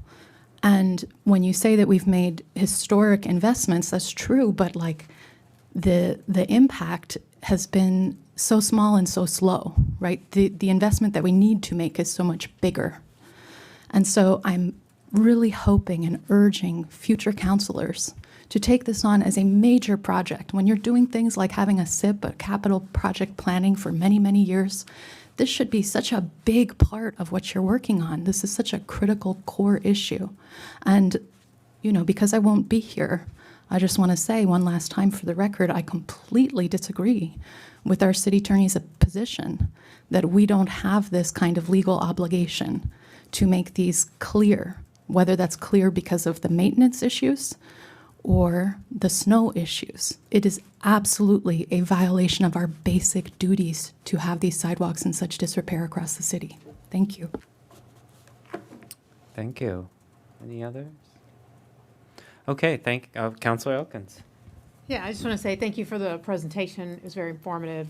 I actually think in the scale of this kind of infrastructure process, it's actually been remarkably fast and remarkably extensive for the amount of time and resources that we've been able to put together.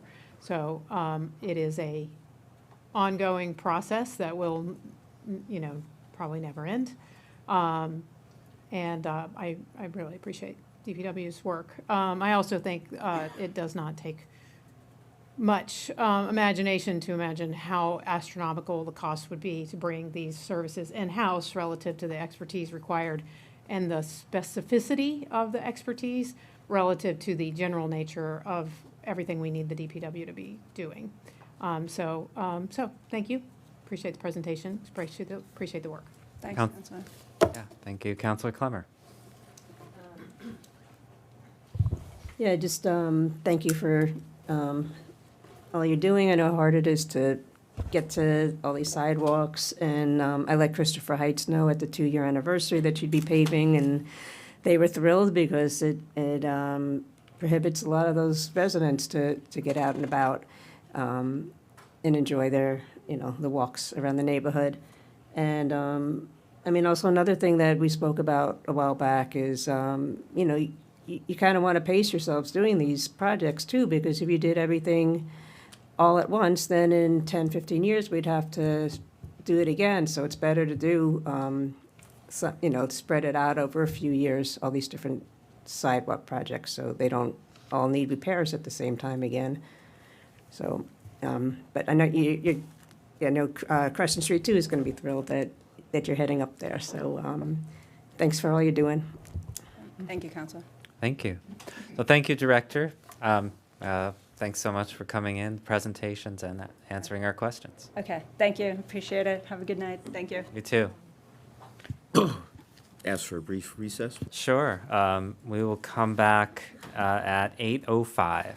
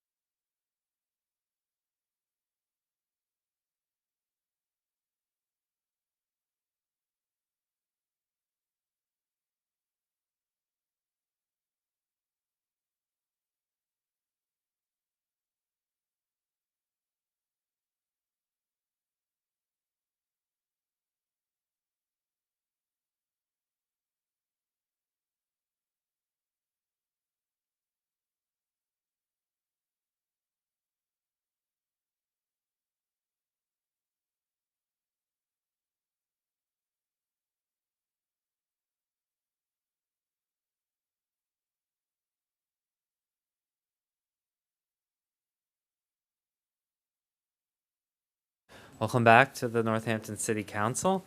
Next on our agenda is the consent agenda. I'm going to read the consent agenda and ask if there are any items to remove for discussion. The minutes of November 20th, 2025. The approval of 25.334, the National Grid petition to install 47 feet of underground infrastructure on Glenwood Avenue to support additional service to 39 Day Avenue. 25.338, in order to appropriate money from climate stabilization for solar PV array at Ryan Road School.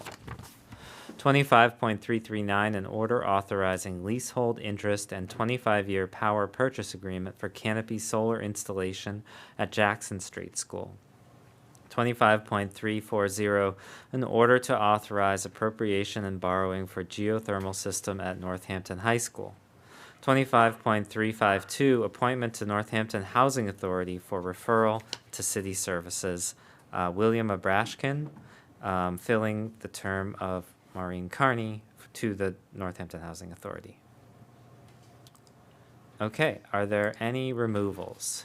Councilor Rothenberg.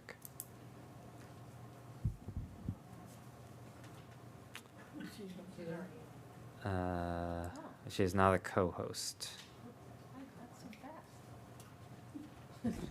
Thanks. The energy projects. Okay, that's 25.339, 25.340, and 25.338. Are there any other removals? Okay, I'd entertain a motion to approve the consent agenda minus those items. Move to approve. Second. Motion made by Councilor Moulton, seconded by Councilor Maori. There's no discussion on the consent agenda, so roll call, please. Councilor Jarrett. Yes. Councilor Clemmer. Yes. Councilor Labarge. Yes. Councilor Maori. Yes. Councilor Moulton. Yes. Councilor Perry. Yes. Councilor Rothenberg.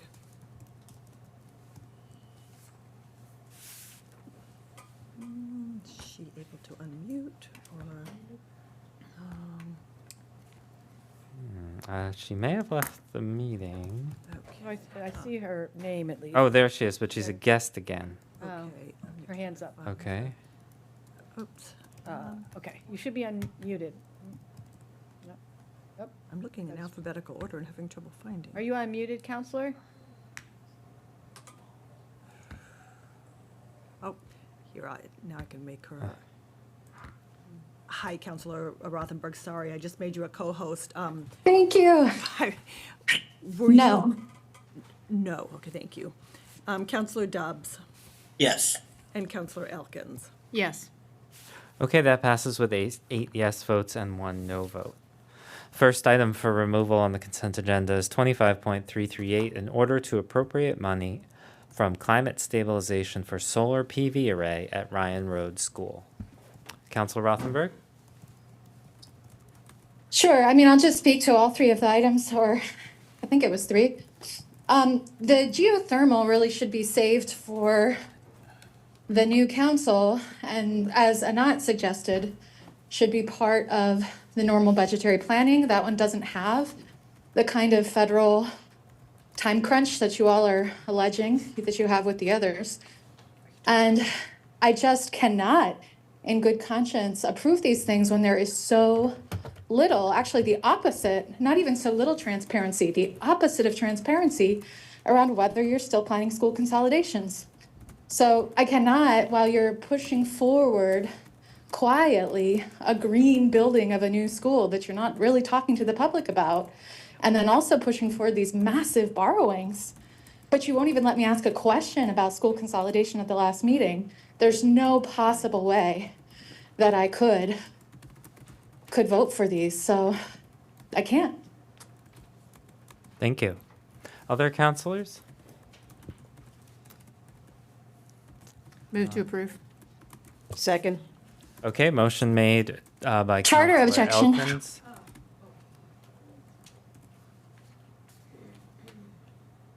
The charter objection has been raised. We will take these up at either at a special meeting or at our December 18th meeting.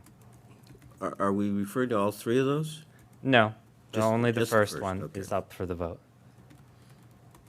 Counselor, I would appreciate if you would allow for discussion and deliberation for the next two, rather than just push immediately declaring the charter objection, meaning we can have no debate. I would appreciate if you would allow for transparency.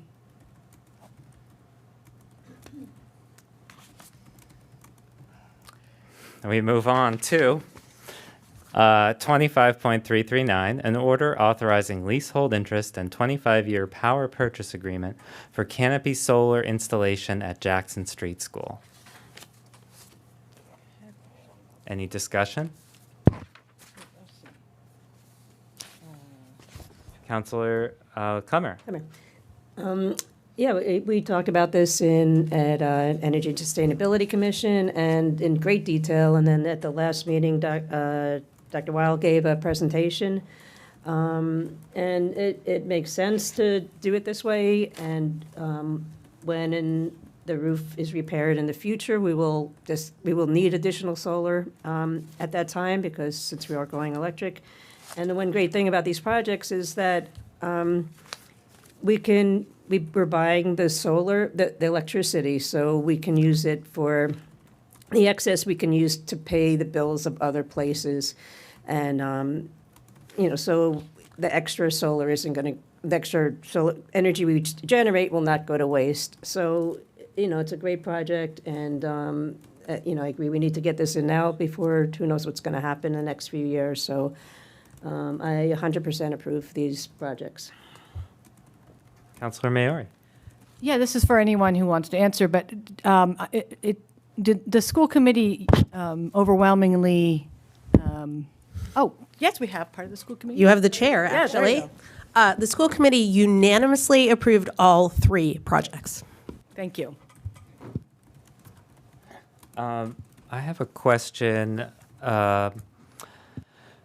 If a property was to be surplused by the city in the future, how would our investment be preserved?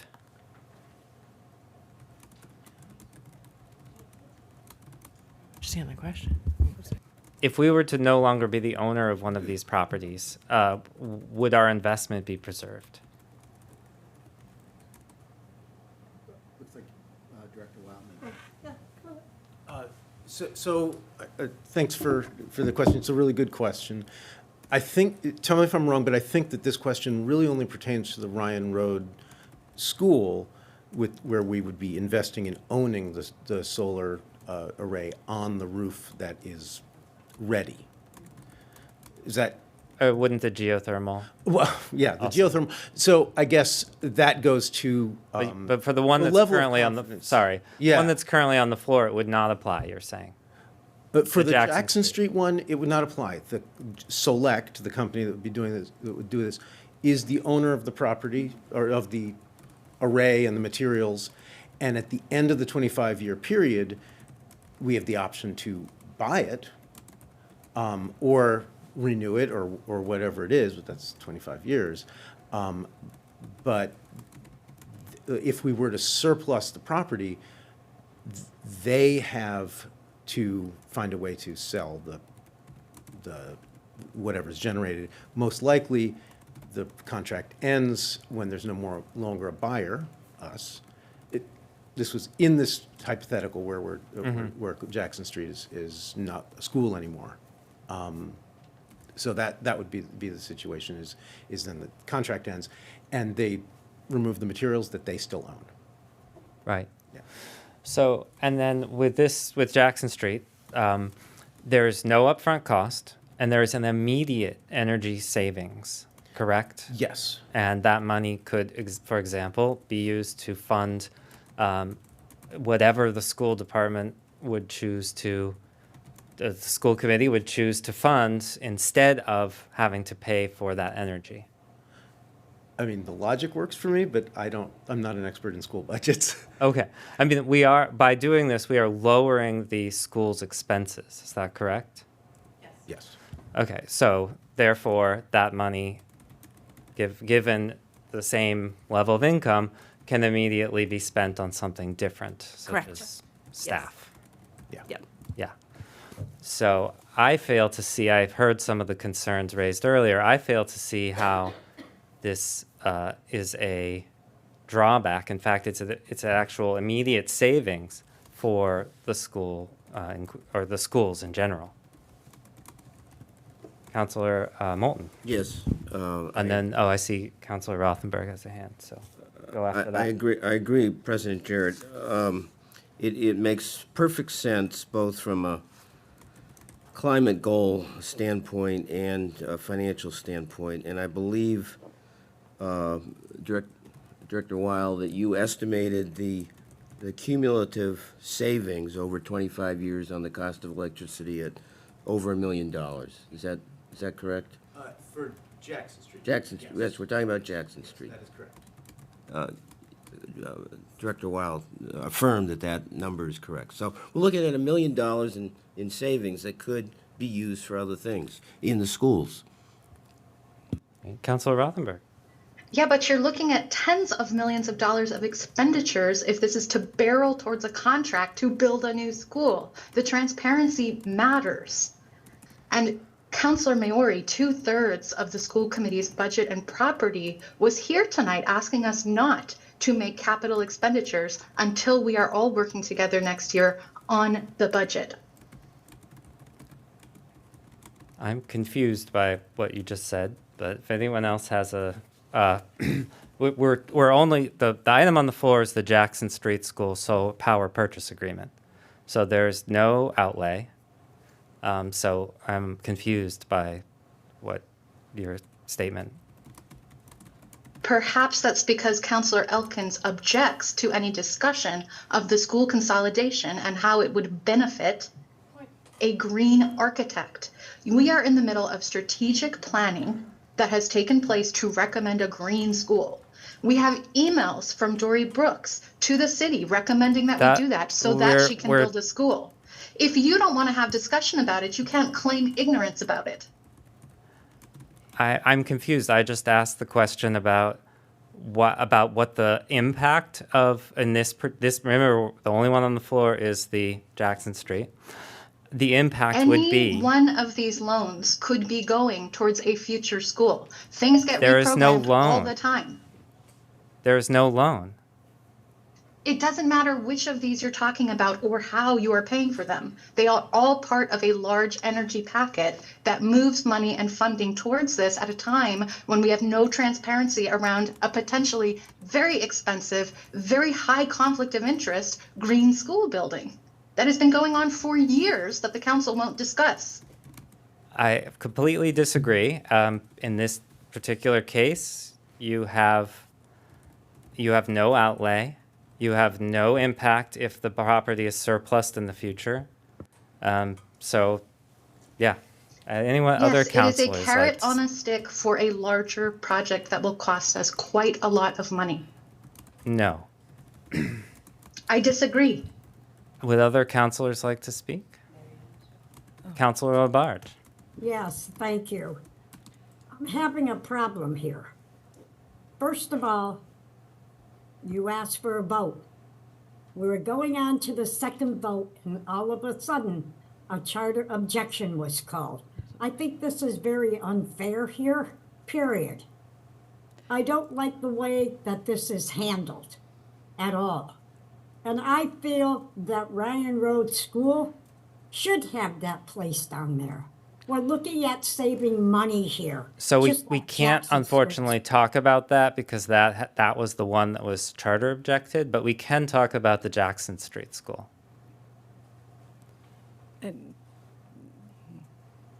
Did you want to say anything more about the Jackson Street School I'm just project? upset the way this is handled. Thank you. Yes, I also disagree with the charter objection being raised, but once it is, we have to cease discussion. Are there any other councilors who would like to speak who haven't spoken? Oh, excuse me. Yeah, I just want a point of clarification. So, yeah, and the geothermal, we're not on that item, but we will discuss. Yes, that's next. Yeah, okay. I just didn't know if with that, something had happened. No. Okay, great. Okay, Counselor Rothenberg. Counselor Labarge, what is unfair here is the public being charged $15,000 just to view emails with this architect in question. Point of order. And what is unfair is having, on the floor. I'm moving on. What is Point of unfair order. is having the taxes constantly raised for frivolous spending without That is transparency. That is also unfair. not on the floor. You're out of order. Any other discussion? Okay, I'd entertain a motion to approve. Move to approve. Second. Motion made by Counselor Moulton and seconded by Counselor Labarge. Any Charter further objection. discussion? Okay, a charter objection has been raised. We will hold a special meeting, or we will talk about this on December 18th. We bring up to the last one on our agenda, on the consent that was removed from the consent agenda. That is 25.340, in order to authorize appropriation and borrowing for geothermal system at Northampton High School. Any discussion? Counselor Elkins. I just wanted to note that I find this a particularly exciting project. I think, as with many of the projects and the things that. Charter objection. To what? There's not a motion. This is ridiculous. At or before the call of the vote. I haven't called, well, it is on the The item floor is up for for a vote. discussion. Unfortunately, charter objection. I'm very disappointed because I had a lot of questions and would appreciate the transparency that getting those questions answered. Publish your answers would in your allow. newsletter. You're out of order. Yeah. If you continue to interrupt, I'm going to ask you to not speak until you raise your hand. Okay.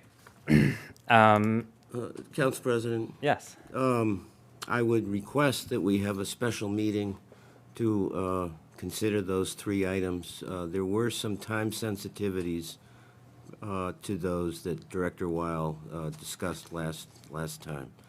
I don't want to wait until December 18th. Great. Is there anyone else who would is join that interested in a request. special meeting? Yes. Okay, three I would support counselors. that. Yes. Three counselors have requested that, so the meeting will be held. All right, stretch Good break. night, everyone. I'm gonna go put my kids to bed. Must be nice. All right. Do we need a recess or should we? Well, let's move on. Let's move on. Okay, Let's okay. plow through. That brings us to financial orders on first reading. And the first one is 25.353, in order to reprogram Memorial Hall funds for citywide building portfolio upgrades. Mayor Shara, would you like to start this? So basically, we want to broaden the scope for the structural remediation and efficiency reconfiguration to beyond Memorial Hall, and look at many of the other city buildings, including City Hall, the building we're in right now, Pachowski, James House, and others. So there are many buildings that face similar space constraints and have inefficiencies and long-term capital needs. And so it's really, excuse me, taking that funding and just broadening the scope so that we make sure that we're looking at all of the buildings and trying to figure out how best to use the space. I think we recognize, excuse me, that Memorial Hall has a lot of potential for space, but we want to make sure that we're looking at all of the buildings. I recall that there was a order in 2023 for $30,000 for the City Hall campus. Let me find the details. A City Hall campus study, similar, how do we configure space better? And I wondered what the result of that was. Yes, so we used $10,500 or $10,600 of that money for the beginning of the study for the Memorial Hall, and had a presentation on what could be done at that building, and that's what started the initial conversation, and moved us forward to the $400,000 that we requested. And then 19,000 of that was left was transferred into the Academy of Music building for their roof when we brought that order forward. Thank you. Councilor Moulton. Thank you. So the larger study would include all municipal buildings, not including schools. Is that Correct. Right. is that right? Is it every other one? Actually, Director Deppin is here as well, if people have questions for her. But would it include the newer facilities, the fire rescue station, the police?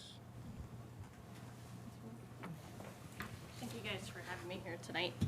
So to answer your question, Councilor Moulton, so it's basically including, as Mayor said, basically our internal campus, which basically is Memorial Hall, municipal in which we're in right now, City Hall, James House, our recreation department, which I don't know if any of you know is a modular prefabrication behind JFK.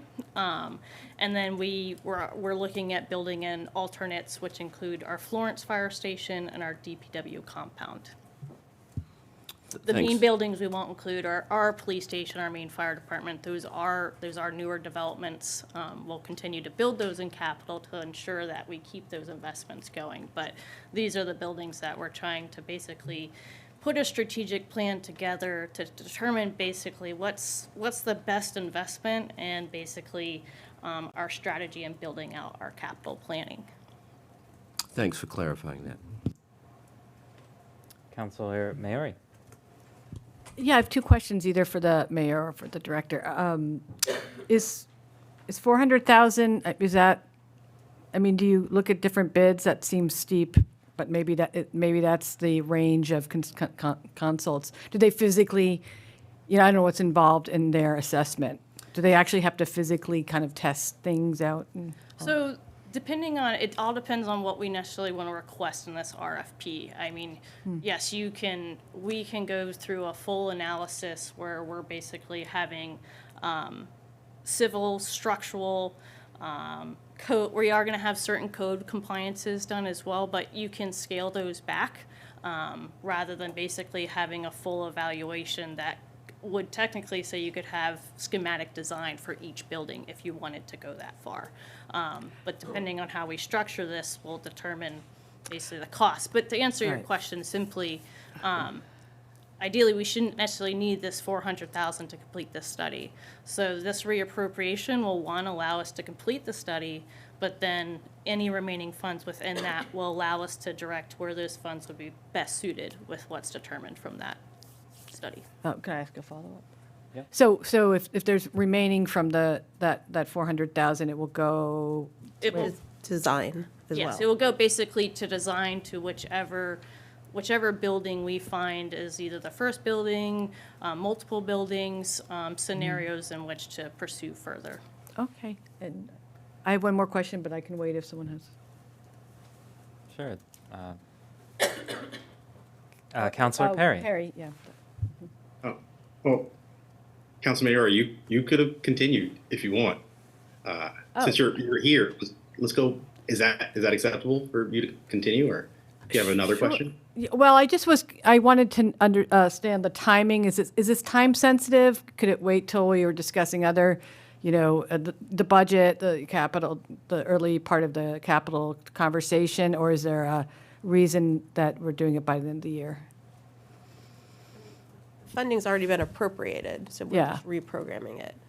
Yeah, I mean, I would say myself and our department, we're always wanting to move forward. Right. We ensure we want to approach projects in the right manner. But doing this assessment wouldn't necessarily impact this coming capital year, but it surely would have an impact on basically how we plan out the following capital in the next 3 years from that. Okay, thank you. Councilor Perry. Thank you. So I know that this money has been already appropriated. My question is if we can get a little more detail about just sort of what our citywide building portfolio is, because tonight, for instance, is the first time that I really learned that our recreation department is a modular space behind JFK. So right now I'm just looking at some words, and it would be, if possible, nice to just maybe see an overview of the buildings, the spaces that we're talking about. That way I can, in my mind, think about how much staff is there, the distance between the services that we're providing and other departments. So that's really kind of my request, is just a little more granular detail and information of what we're really looking at. Counselor, so this is not necessarily going to answer your question, but I was going to say that I'm expanding the tours for counselors this year, and would like to, also include central services, which could include sort of an overview of all of our buildings. Not necessarily going into each building, because that would be a long tour, but just maybe kind of going through what each of the buildings is, and roughly how many employees they hold. And I'll say we have some of that data already collected, but basically that study is going to expand off of, like you had mentioned, basically what is our distance between our buildings. So some of those can determine basically which buildings are worth putting more investment in between wanting to make a more centralized campus. We're going to look at space utilization and programming. So we'll basically meet with each department. We'll understand what their current needs are, what maybe their projected future needs may be. We'll also be looking at whether different departments should be arranged in different spaces. So it'll end up being more broad than maybe just looking at, code evaluations, structural, civil, the exterior. We'll kind of get more into just how spaces are actually utilized and how to make them be most efficient, not only for the staff members in them, but also for the public. Councilor Perry. Thank you for allowing me a follow-up. So now my other question is, are we looking at this in terms of our climate goals as well? Is CAPA a part of this? Are we looking to see whether or not we can save money and resources? Again, you don't have to have the answer to these questions, but these are things that are being brought up to me, is how holistically and how deep we're really trying to look at our campus or our citywide building portfolio. I would say yes. Central services and CAPA interact on a daily basis. Ben and I have a close relationship, and our goal is for both of our departments to be transparent, but also we have the same goals in the end, because basically our climate action goals impact our buildings in the same way. So one of basically the areas in which the study will look at will be basically our energy and our mechanical systems. That's going to be a large component of these building evaluations and upgrades if they are to happen. Other questions on this item? Well, I appreciate this. I see it as that we are taking both, it's an internal but also external audit of all of our buildings, in that we're hiring the goal will be to hire someone to come and give a third-party look, but then we also do we get to make those decisions then about how to be more efficient and hopefully save money and move toward our climate goals as well. I'm just going to see if anyone on Zoom has a hand. So we have the option, but before you do a motion, we have the option to refer to finance. We have the option to refer to the consent agenda, but I am concerned about what I consider to be the abuse of a charter objections that we've seen. And so I would ask if the council would consider a procedural move, which would be to suspend the rules so that we may vote tonight, but not vote tonight, and instead move to postpone. Therefore, Yes, I will move to suspend the rules. Second. Motion made by Councilor Moulton and seconded by Councilor Elkins to suspend rules so that we may vote tonight. Any discussion? Understanding we do not plan to vote tonight. Okay, roll call, please. Yes.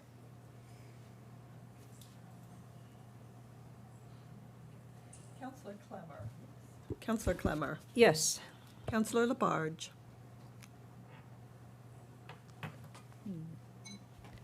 Counselor Labarge. Oh, wait. You're muted. Oops. Yes. Okay. Counselor Maori. Yes. Counselor Moulton. Yes. Counselor Perry.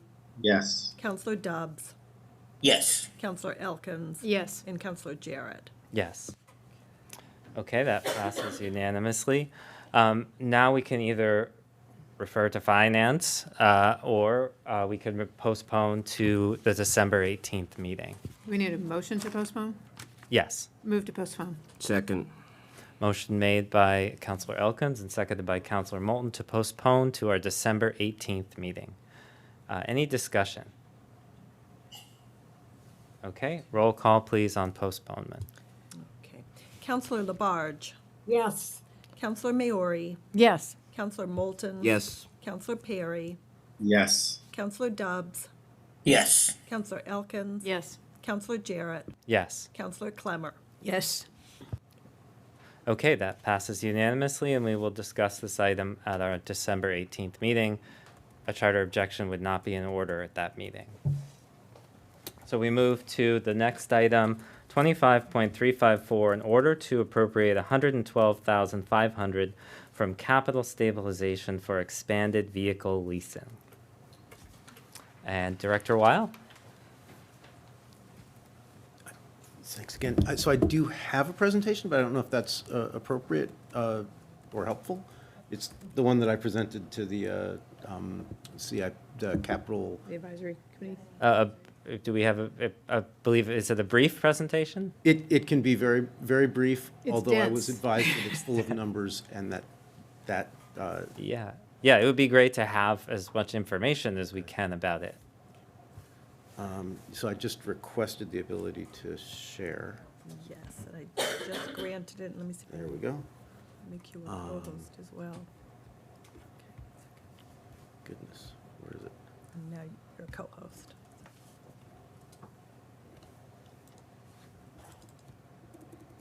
Oh, that is dense. Okay. Oh, no, it's not the presentation. Okay.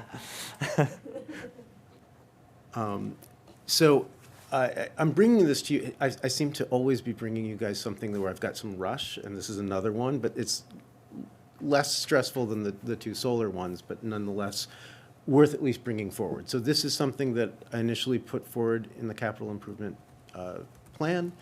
And at the end, I'm going to explain to you why we thought it was worth bringing forward early.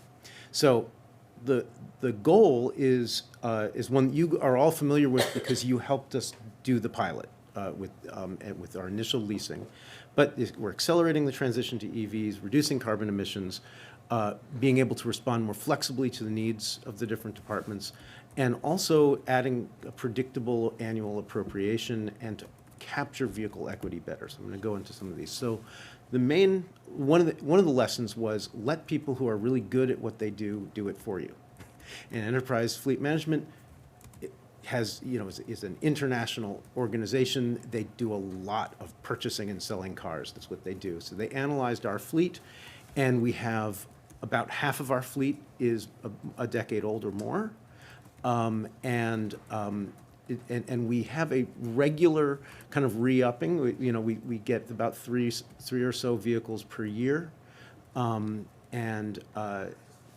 We have the opportunity this is just the category of vehicles that are not police, fire, DPW, but just the ones that kind of already fit into the mayor's vehicle policy. One benefit of refreshing vehicles more quickly is that we get more safety. The newer technologies in these vehicles results in better performance. In fact, this came to me partly through the insurance issues because the chief procurement officer works in our department.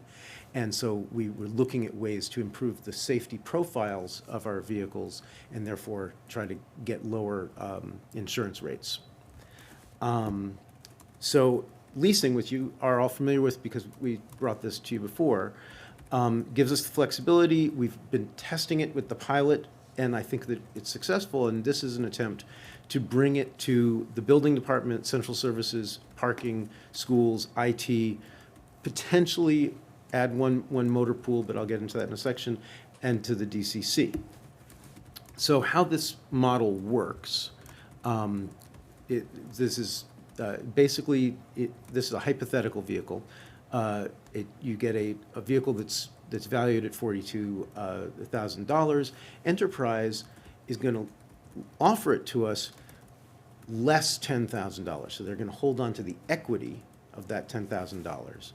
So then we get that delivered price of $32,000, and we're paying a lower lease on that. Unlike leases that you and I can get, this is an open-ended equity retaining lease. So at the end of the lease, they resell the vehicle, they then recapture their, in this case, $10,000, but it's going to vary by the vehicles and their prices. And then we get the remaining amount of equity to either roll into the next vehicle or to cut a check to the city. So that's kind of the structure of this lease, which is very different from the types of leases that we're familiar with if we were to try to lease a car. So here's our experience from the pilot, is that they are better at buying cars than we are. So we had an initial budget of $97,000 with an average per vehicle price that we might have been able to get for this particular vehicle of about almost $39,000. So our total for two cars, which was what the initial appropriation was for, was $77,000 and change. Because Enterprise has much more buying power, they're able to get it for about 10% less. So now we were able to almost get ourselves 3 cars with the amount that had been appropriated. And I'm going to get into how selling gets us over the top. So then, because it's leased and because we're retaining that portion of the equity, the total lease payments for 4 cars was less than the total appropriated for 2 cars, right? And because we're recapturing equity at the end of the lease, we're holding on to the value of about $20,000, which is more than we would have had left over from that initial appropriation had we only bought the 2 cars. So this lease just lets us do more for less. Part of why is that they also sell way better than we do. So we were able to sell a 2015 vehicle that wasn't operable. I rolled it out of the parking garage, but we were able to sell it for $11,000 and change. I'm sorry, $1,100 and change. We sold a 2010 Honda Civic through EFM for $5,500, and staff time was minimal. We literally just called them and said, "We need to sell this vehicle. Here's the VIN number. Go do it."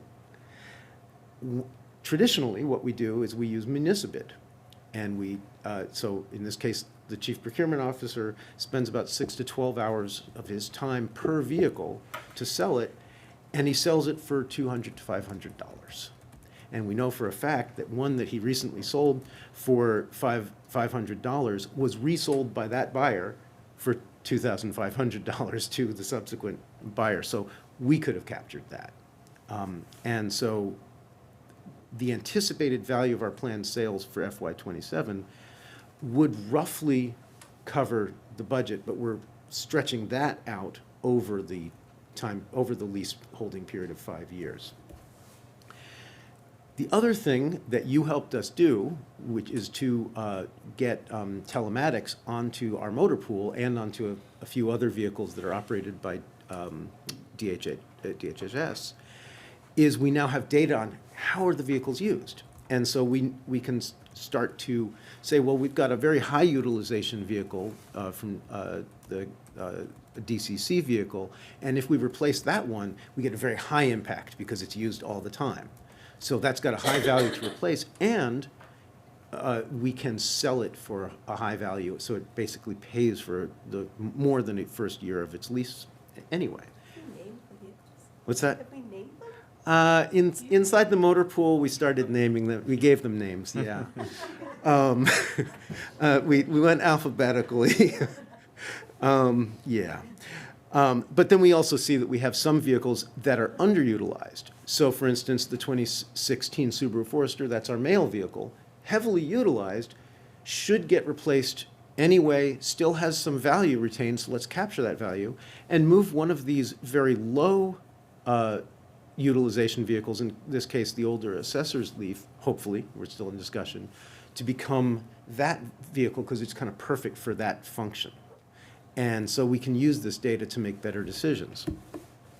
We want to time our replacements so that we capture the most equity, and that's why that 2020 Toyota RAV4 is really timely to replace. If you look, you can't see the axis, but basically, right now, it's worth about $21,000 thereabouts. The 2016 Forester is worth about $7,000. So if we can capture that equity, something we're going to replace anyway, if we can capture it earlier in the cycle, we get more to move through. And all of this is helped by the fact that we have consultants from Enterprise Fleet Management quarterly checking in with us and helping us make decisions. So they did this fleet analysis. This is a generic analysis, a lot of numbers in here, and this is, again, generic, but using our actual fleet. And from this, I developed the proposal that's before you. But the basic story is, on average, you buy the city 3 vehicles a year of this category and spend just under $200,000 on it. So if we can spend the same or less and cycle the fleet faster, we get where we want to be. In this case, we're getting, over 10 years, we're getting $91,000 of savings, but we also are retaining more than $200,000 worth of equity that's at the end of that arbitrary 10-year period that becomes available in year 11. So this is what we're proposing, which is the building department has 10-year-old vehicles that need to be replaced. We replace them with EVs. Central Services has some very old vans, in fact, one that has just failed, that needs to be replaced. So a little bit more expensive because they're HVAC packages or electricians packages and all these things that get built up onto them. The schools have some plow trucks. So not every single vehicle is an EV.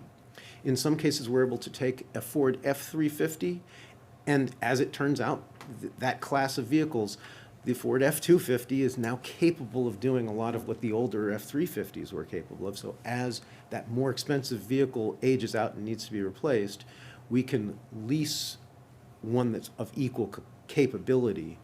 And we kind of consulted with the school department and found, or the school maintenance department, and figured out which ones fit that bill. Not all of them did, and so we can't do it. So that's a general picture of it. So it's a variety of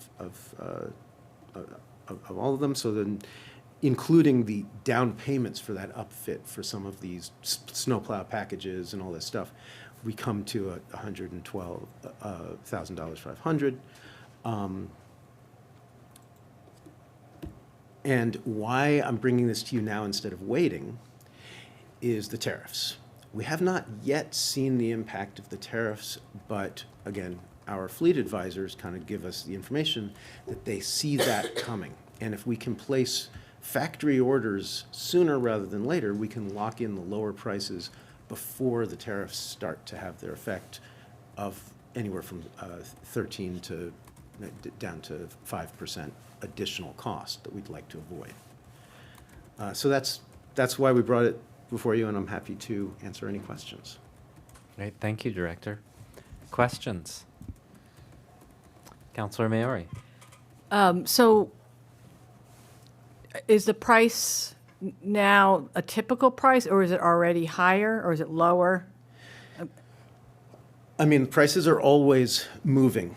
So these prices that I used to develop the budget, I am told are still good.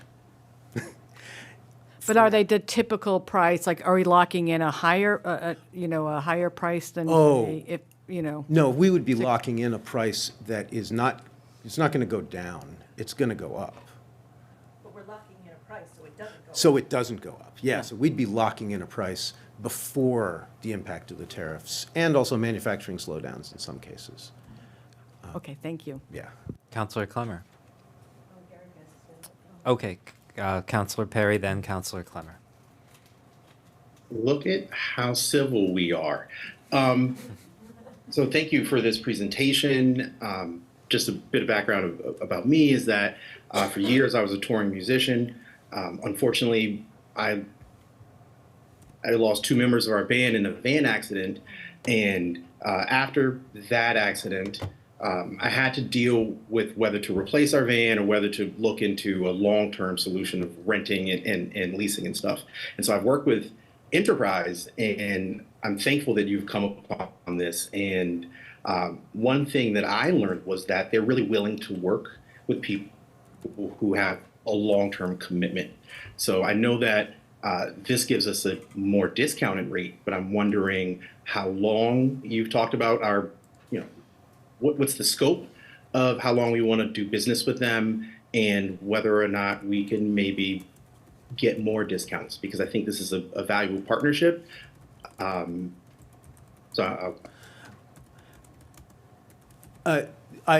couldn't agree more. So they gave us a lot of attention with our very small motor pool pilot because they want our business, right? And so we got a lot of good service, which is one of the reasons why we were able to get good deals, et cetera. But it's in their interest, what they want, and they've developed this type of relationship with cities like Newton and I'm blanking on that, but a bunch of Massachusetts municipalities where they want a long-term relationship where they're just cycling vehicles for us, and they are our fleet advisor, and that's the relationship, again, that Newton has. Charlene got a presentation from the DPW vehicle fleet manager from Newton, who's been working with Enterprise. So, their hope is obviously that we expand. So we're already or the proposal here is to expand to a bunch of departments that are kind of most amenable to it. And as they get some experience and demonstrate that it works for them, perhaps we'll be able to add other departments, including those that have much bigger vehicle fleets, right? So that, and then the more expensive the vehicle, the longer the hold time usually. And so they've worked kind of through that. But yeah, so I think the idea is to develop a long-term relationship. Councillor Clemmer, then Councillor Elkins. I also like Enterprise. I've had some great experiences with them. So the vehicles, are most of them 100% electric? I saw you had a RAV4 hybrid. The current vehicles? Oh, they're all 100%? Of the ones you've been buying now? Well, where we can, we have to, the mayor's policy is where possible, we buy a full EV. Where that's not appropriate, we get the next most appropriate, most efficient vehicle. In the case of all of this type of utilization that we're talking about, there is, again, for these kinds of vehicles, it's almost always the case that a full EV is the most appropriate, least cost of ownership vehicle available. And so, yeah, the quicker we can rotate the internal combustion engine vehicles out, including hybrids where it makes sense, the faster we pursue our goals and the lower our maintenance costs, lower our fuel costs, et cetera.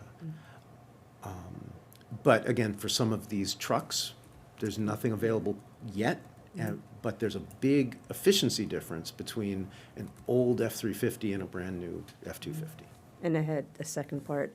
So are there enough charging stations around, or are we going to be adding charging stations too to support all these vehicles?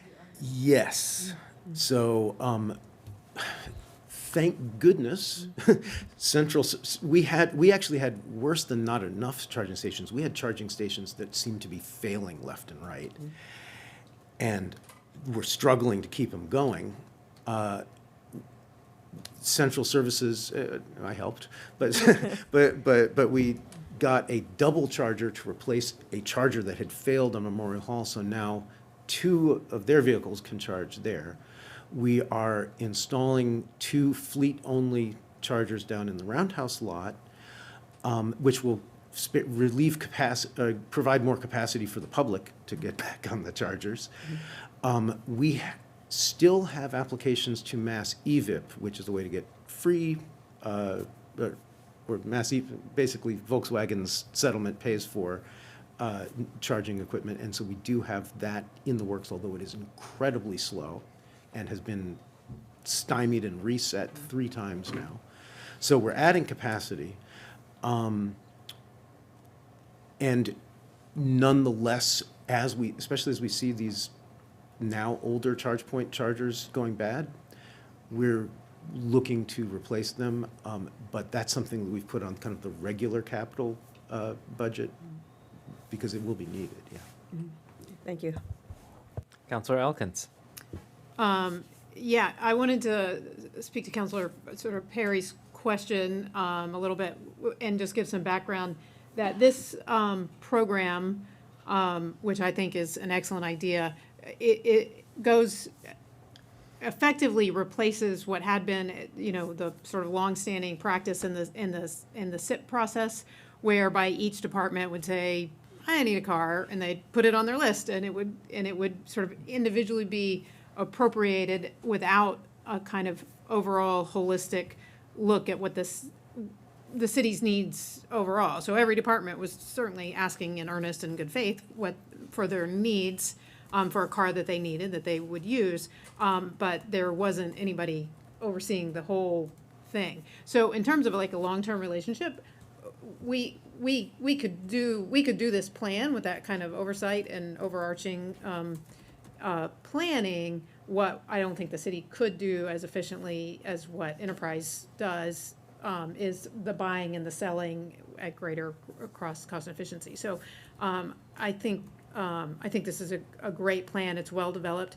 I appreciate that it's dense, that kind of wrapping your head around how all the efficiencies work and the long-term savings and the short-term savings.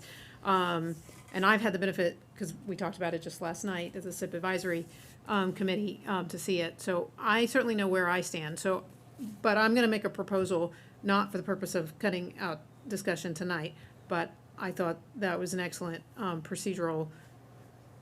elegant procedural solution to a potential problem. So I would actually suggest moving, as we did before, to suspend the rules with a move to postpone to allow further discussion tonight. This is not meant to offer the shutdown discussion tonight, but so I guess I'm moving to postpone the rules. Okay, motion made by Councillor Elkins and seconded by Councillor Maori. Councillor Perry had his hand. I can talk during discussion. We're fine. Yeah, okay, so that motion to suspend rules is on the floor. Is there any discussion about suspending rules? Okay, roll call, please. Councillor Maori. Yes. Councillor Moulton. Yes. Councillor Perry. Yes. Councillor Dubs. Yes. Councillor Elkins. Yes. Councillor Jarrett. Yes. Councillor Clemmer. Yes. And Councillor Labarge. Yes.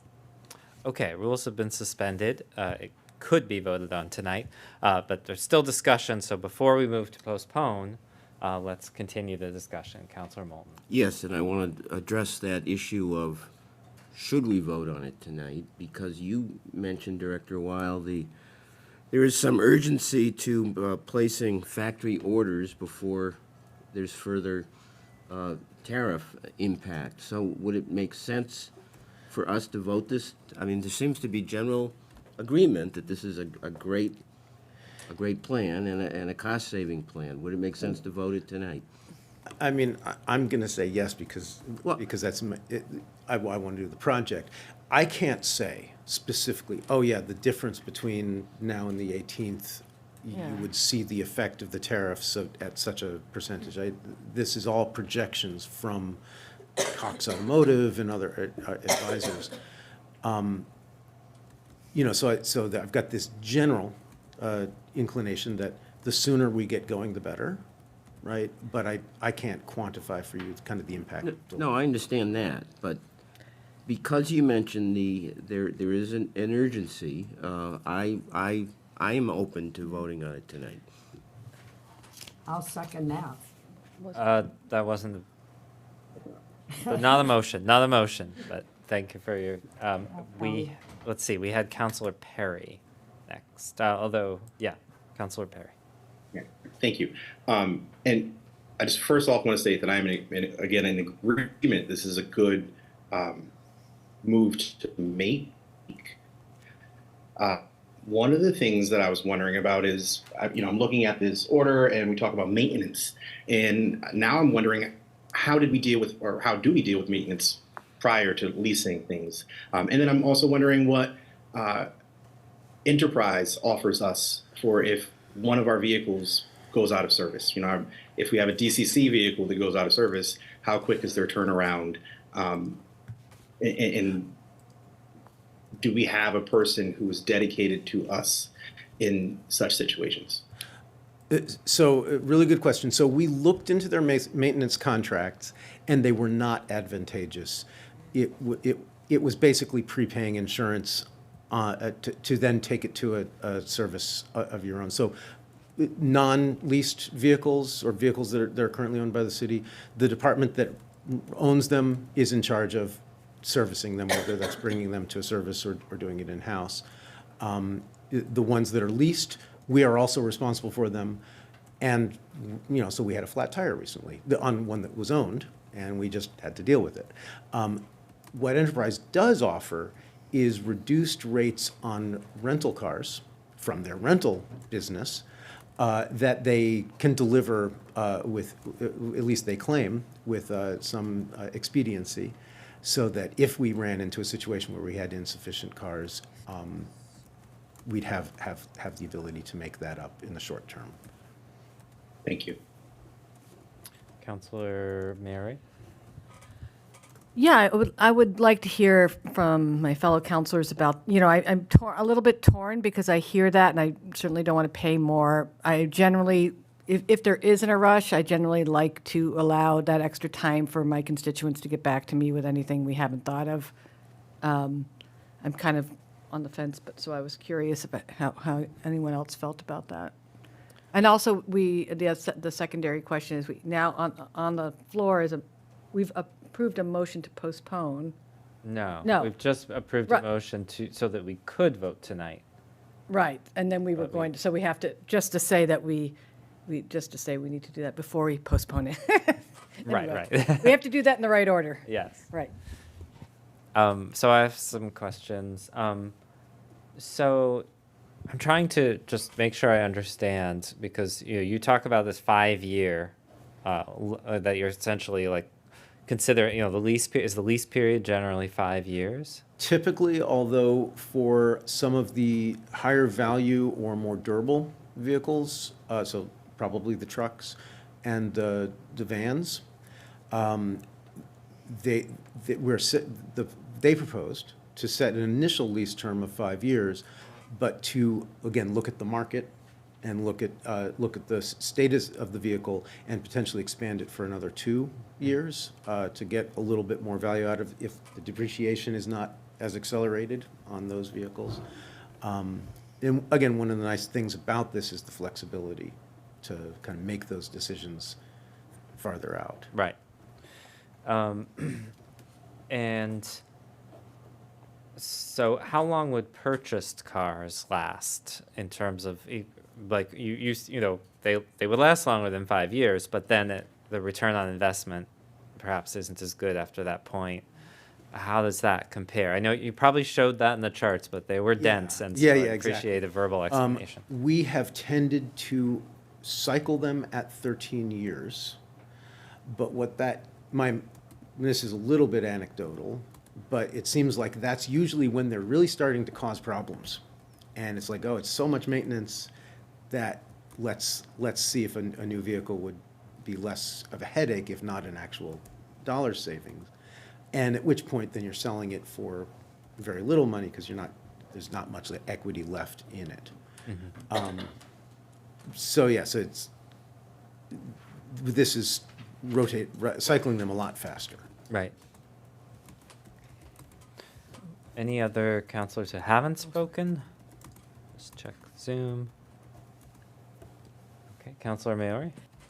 Yeah, I just want to say I did a quick search, and actually Enterprise is on the socially responsible DEI good list, just if that helps. Counselor Elkins? So one of the folks on the, I think it was Amy Martin, asked specifically about that, about was Enterprise a good company to do business with, and anecdotally, we all felt like it was, so that's helpful. It's always good to know. Counselor Perry?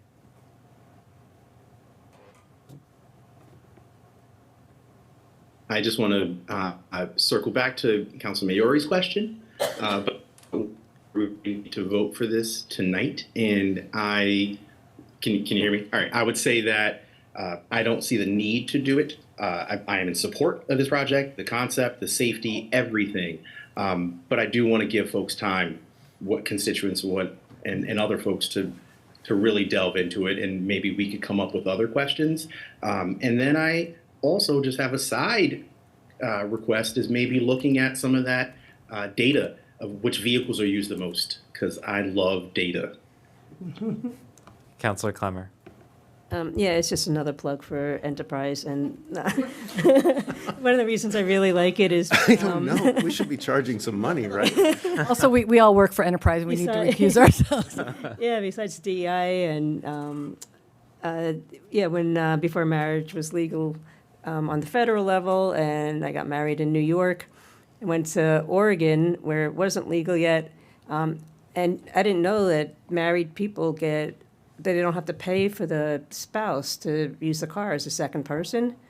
And so they waived that because we were married in New York. So I thought that was great, and it was a perk that I didn't know about. So I've tried to rent from them ever since. Counselor Dubs? Thanks. As a member of the Capital Planning Advisory Committee, I had the privilege of seeing this presentation twice now from Ben Wa, and I appreciate it very much. And so, to respond to Councilor Maori's question, I would agree that while I've gotten the opportunity to hear all this information, I feel like having a couple more weeks to hear from constituents and hear people's thoughts would be helpful. So I feel like personally I would be ready to vote tonight, but I do feel like it's good to hear from people before we vote. So that would be my response. Thanks. I also agree. I would rather wait 2 weeks because there's a lot of dense information to digest, and I would like to take a look at it and hear from folks. So with that said, is there a motion to postpone? Move to postpone. Second. Motion made by Counselor Elkins and seconded by Counselor Clemmer to postpone to our December 18th meeting. Any discussion? Oh, I have one discussion. Yep. Just one point. So, while I do hope we do discuss it again, I'd be okay if I didn't hear the presentation a third time. It would be great if folks would come prepared with questions, to the point, and things like that. That's all. Fair. Roll call, please, on postponement. Counselor Moulton. Yes. Counselor Perry. Yes. Counselor Dubs. Yes. Counselor Elkins. Yes. Counselor Jarrett. Yes. Counselor Clemmer. Yes. Counselor Labarge. Yes. And Counselor Maori. Yes. Okay, that is postponed. Sorry, that's 25.354 is postponed to our December 18th meeting. And that brings us to our CPA orders. These are 8 orders that received the recommendation from the Community Preservation Committee. And I would propose that we have Sarah LaValle. Welcome, Sarah. I believe you're here remotely. And is Sarah a co-host? She is. Okay, great. That we have Sarah present, and we'll ask questions about all of them, and then we'll decide what to do. If there are any we'd like to do separately, then of course we can consider what to do with those differently. But this way, it could be very easy for us to just simply do the same action on all of them at once. So welcome, Sarah. All right, thank you. So I have a presentation that's brief that basically just shows a little bit more information about each one. So I will go through that if that makes sense. Sure. Right. All right. So I'm Sarah LaValle, the Assistant Director for Planning and Sustainability for the city, and I'm here with you tonight as my role as the staff person to the Community Preservation Committee. So these are the recommendations that were voted on by the committee after a lot of extensive deliberation this fall. This is the first round of Community Preservation Act funding for fiscal year 26. And CPA funds are a special account that are reserved for historic preservation, open space and recreation, and affordable housing purposes, established by the Community Preservation Act enabling legislation, Massachusetts General Laws, Chapter 44B. And the Community Preservation Committee has recommended just over $1.5 million in funding recommendations this round. And this is following extensive review. So applications are submitted by project proponents. Applicants do presentations, committee undergoes site visits, and then there's public comment sessions and deliberation on all of those. And then here's the Community Preservation Committee's website, which contains a great deal of information about all of these projects, as well as all of the previous projects that have been funded. CPA was adopted by Northampton voters back in 2005, and this chart just shows an overview of the breakdown between those 4 different types of categories over the life of the CPA. So it's pretty even, it fluctuates from round to round based on proposals that are submitted, but we're right about a 25% over each of those 4 different funding areas. So the first one is the Veterans Field Pump Track, which I know you heard from proponents of earlier this evening during the public comment session. And this was presented by the Northampton Cycling Club in cooperation with the Parks and Recreation Department. This was a feasibility and design that was begun with ARPA funds a few years ago, and they've been working with Berkshire Design and others steadily and getting a lot of public input about what it should look like and where it should be. They wanted an accessible area close to downtown, and what they ended up selecting was Veterans Field, and that checked a lot of boxes for them because it will revitalize an existing park and get some people using Vets Field. So this is a rendering of what a pump track looks like, not necessarily exactly what the one in Northampton will be. So this is a learning facility. It's available for people who both are experienced with mountain biking and those who are just learning, like me. I'm not a mountain biker, but this is something that I would go to figure out how that works, and it's also available for folks in wheelchairs and people with disabilities. And here's a rendering of where it would be. So immediately adjacent to the skate park, again, close to downtown, near the bike path, easy to access.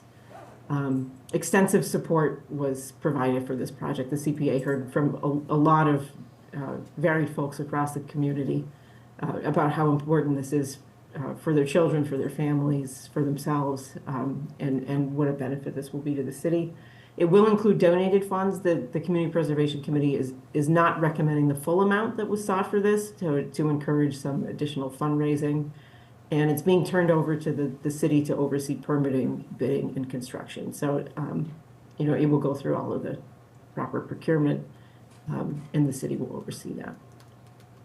All right, and next project is one of the small grants proposals. So these are available for projects up to $6,000 in total and $3,000 in CPA requests. This process is actually something that was thought up and really pushed by a former committee member, Dave Rothstein, who had unfortunately passed away earlier in November. So this is a kind of a great tribute to him.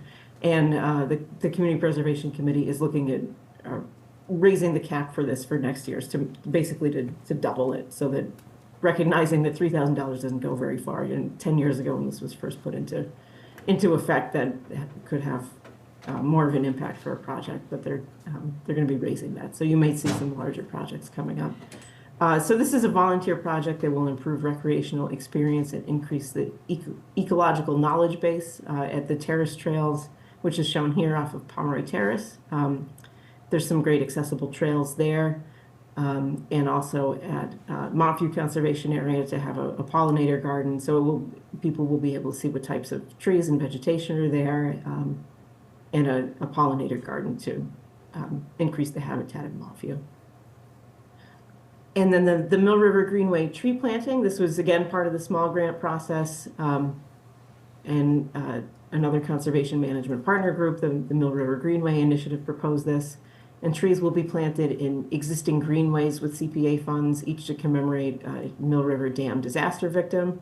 Here's a photograph of the Mill River Dam disaster aftermath, and here's an example of a tree planting that already happened in Williamsburg at the Dunphy School. Next one is the Mineral Hills open space acquisition. This is something that was already approved by council earlier this fall. So this will be the CPA local match for the state land grant, which we were fortunate to receive. There were only 5 awarded in the entire Commonwealth this year, and Northampton received one of those. So the area to be acquired is outlined in blue. And councilors may remember the presentation that I provided earlier in the fall about some of the values of this property and what makes it so exciting. West Hampton Road Cottage for Pioneer Valley Habitat for Humanity. One clarification to this order, it does say that it will be permanently restricted to 60% AMI or less.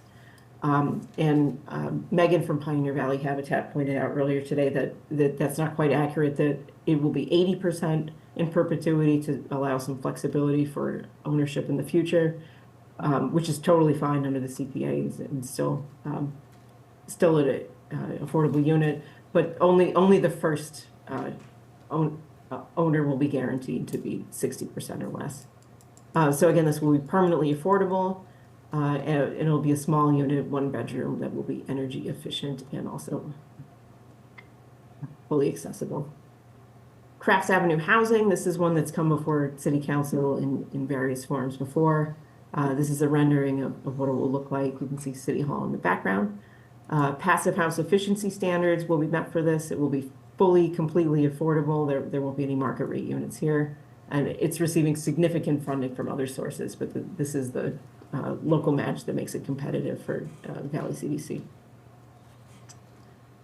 Florence Field scoreboards. This is an exciting project to really reinvigorate Florence Fields, which have seen a lot of use. So 1 electronic scoreboard at each baseball diamond will be installed. CPA costs will go towards the installation only. The scoreboards were donated by the Ray Ellerbrook Fund. And here's some images of people enjoying the great facilities at the baseball diamonds at Florence Fields. Calvin Coolidge City Council desk. This is a request from Forbes Library. The yellow arrow is pointing to the desk, and just above the arrow is Silent Cal sitting near the window. I was talking to Laura earlier that it's really exciting that this is an image of City Hall. While some modifications have been made, a lot of it's the same, and you can recognize some of the trim on the windows and the columns in the downstairs of City Hall. So the repairs to the desk will allow it to be displayed in an exhibit. It's fragile and it needed some work. So this will allow it to be displayed for the public. And one interesting thing that the CPC really took hold of was that this presidential library receives no state or federal funding of any kind. While more modern presidential libraries do, this one does not. Some for guitar. That's it. Sorry. Thank you very much, Sarah. We'll go to questions. Should we take these in order so that we have relevant questions at the same time? So first we can take questions about the Veterans Field Pump Track project. And do the folks who have their hands raised? Yeah, Councilor Maori. Yeah, good evening, Sarah. I was just wondering about the maintenance cost. Who will be responsible for the maintenance of the track and the cost of it? Yeah, so it will be installed in Veterans Field. Department of Public Works currently does the maintenance and other responsibilities for that. But this was a really invigorated group of users who were committed to volunteering time and efforts moving forward. So there were some questions about that, but because it was a joint proposal from the cycling club and Parks and Recreation, it seemed like something that could be figured out over the long term. Thank you. Councilor And Peck? also, I'll add too that it will be paved. So there's different types of pump tracks. Some of them can be dirt, and those are really maintenance heavy. You need to cover those before they rain. You need to rake them a lot. But this one will be paved, so it will be more similar to the skate park and maintenance needs. Councilor Perry? Yes. So my question is along the same road as Council Maori's, which is maintenance. While I represent all the wards, this is like a short jaunt for me. And I know that there have been issues about maintaining not just the pump track or the skate park, but the facilities that are there. So bathrooms, other things, making sure trash and debris is taken care of. So I just wanted to note that I do have more questions about how we maintain that space. Has there been any discussion about that?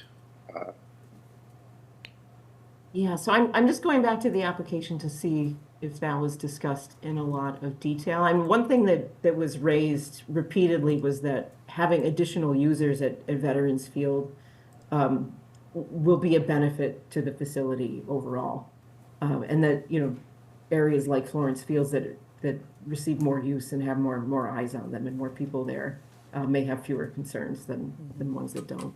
And you can get back to me with that. I just wanted to raise that as an issue. Sure. And I also agree that the more usage you get, the better outcome it is. And my last thing will be, I actually had the pleasure of performing at the opening of the skate park. So having a skate park and a pump track there feels pretty cool for that space. And I think kids are going to enjoy that a lot. Councilor Dubs? Thanks. Thank you for that presentation. And I was very interested in, well, first, just I appreciated the inclusivity of, when you mentioned that it's available for people with disabilities and people who use wheelchairs. And I was curious if you could just describe that a little bit. Because, when I was first reading about the pump track, it's described as a bicycle skills pump track. And so I'm just curious how it's incorporated with how people with disabilities use it at the same time as bicyclists and kind of how that works. Sure. So I do have to plead some ignorance about the full details of how pump tracks are designed, but the accessibility of it and the ability for people with wheelchairs and people of varying abilities was definitely something that the cycling community was really concerned about and was really, putting forward as one of the benefits of this. So I don't know the details about, the circulation of it or how that would work, but I think that will be discussed more. That's okay. I'm just curious to learn more. So yeah. And I guess so. I just have just a small suggestion. Of course, I support this. But because you were mentioning that you're not quite sure about it either. I wouldn't mind in the order itself, in the language of it, some sort of including of people with disabilities in the language. For example, where it says the pump track has widespread support, will contribute to positive health status of residents, comma, and perhaps there maybe you could say including people with disabilities or wheelchair users or something like that, just because people that are just to make people aware, people like me and other people with disabilities, so that we can see it in the language that is welcoming and inviting to us. But of course, I support the project 100%. So thank you. Sure, that makes sense. Thank you. Yeah, and so perhaps that's information that we could have for second reading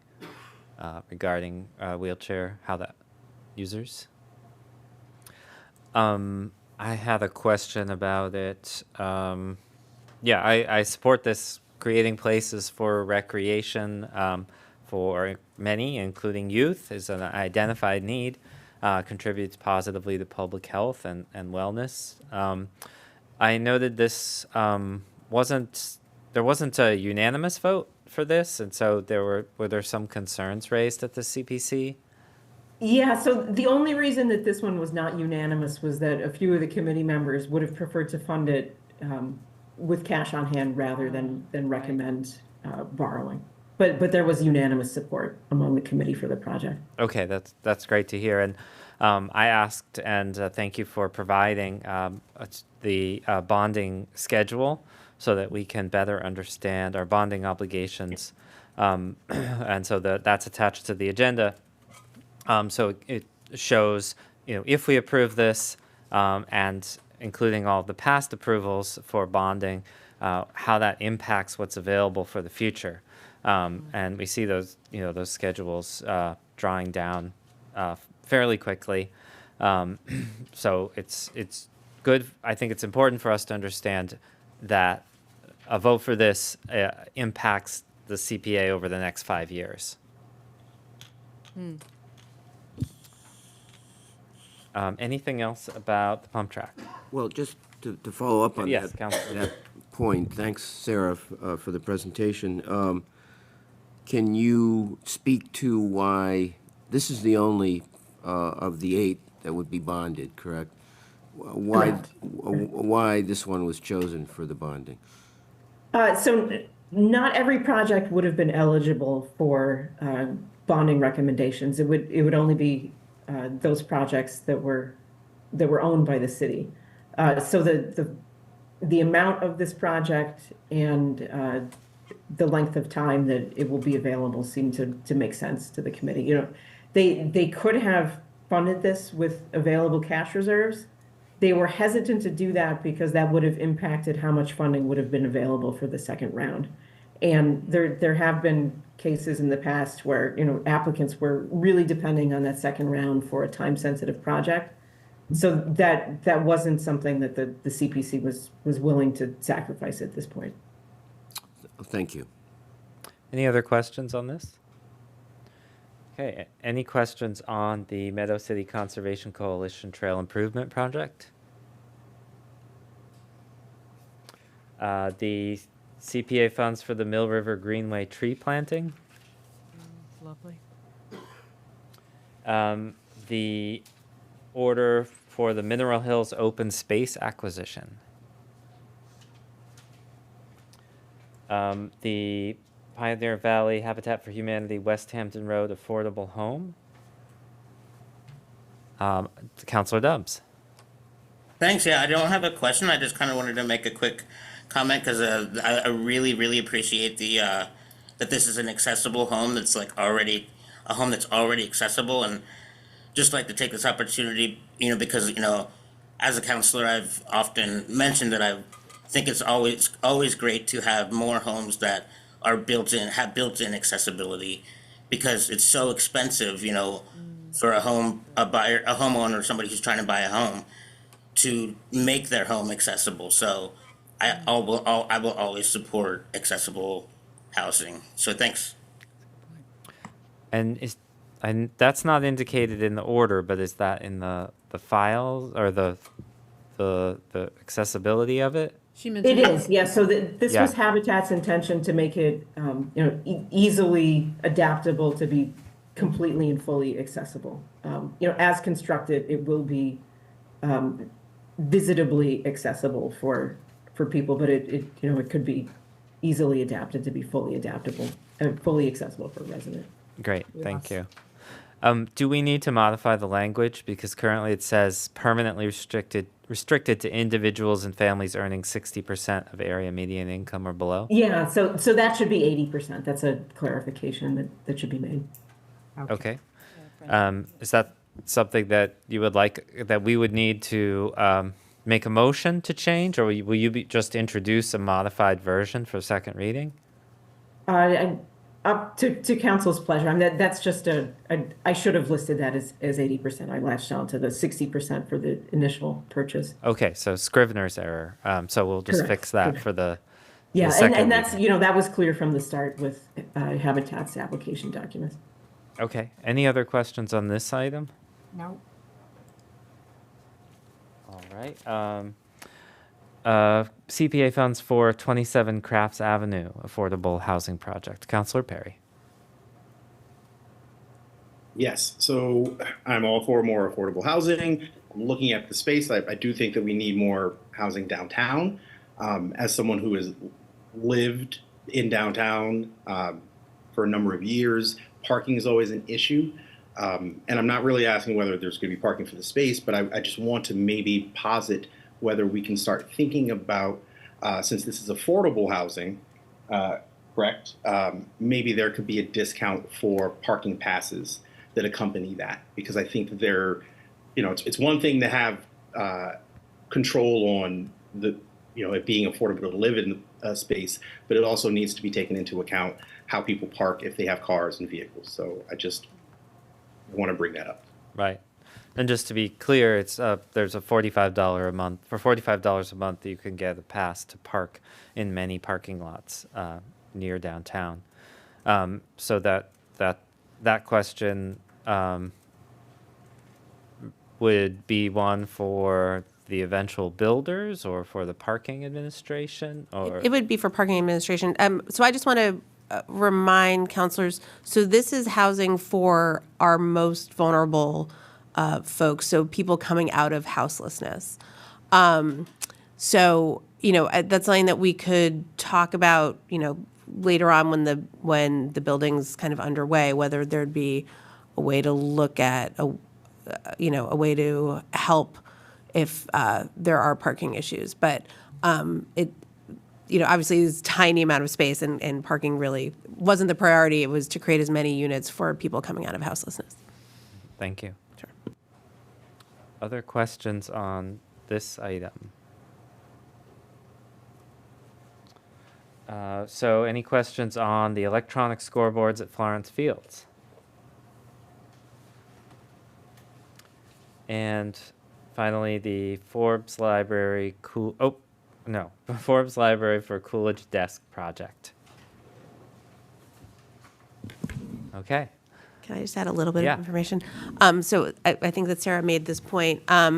So Coolidge is the last president to have a library that is not funded by the federal government. So after Coolidge comes Hoover, and Hoover from then on, all of the presidential libraries are federal. There was a Presidential Libraries Act that was passed in 1955 that covered everyone else, and we just missed the cut. So it's been really hard for this library to keep functioning and to be able to, keep these historical papers and other artifacts in a way that preserves them and gives as much access to the public as possible.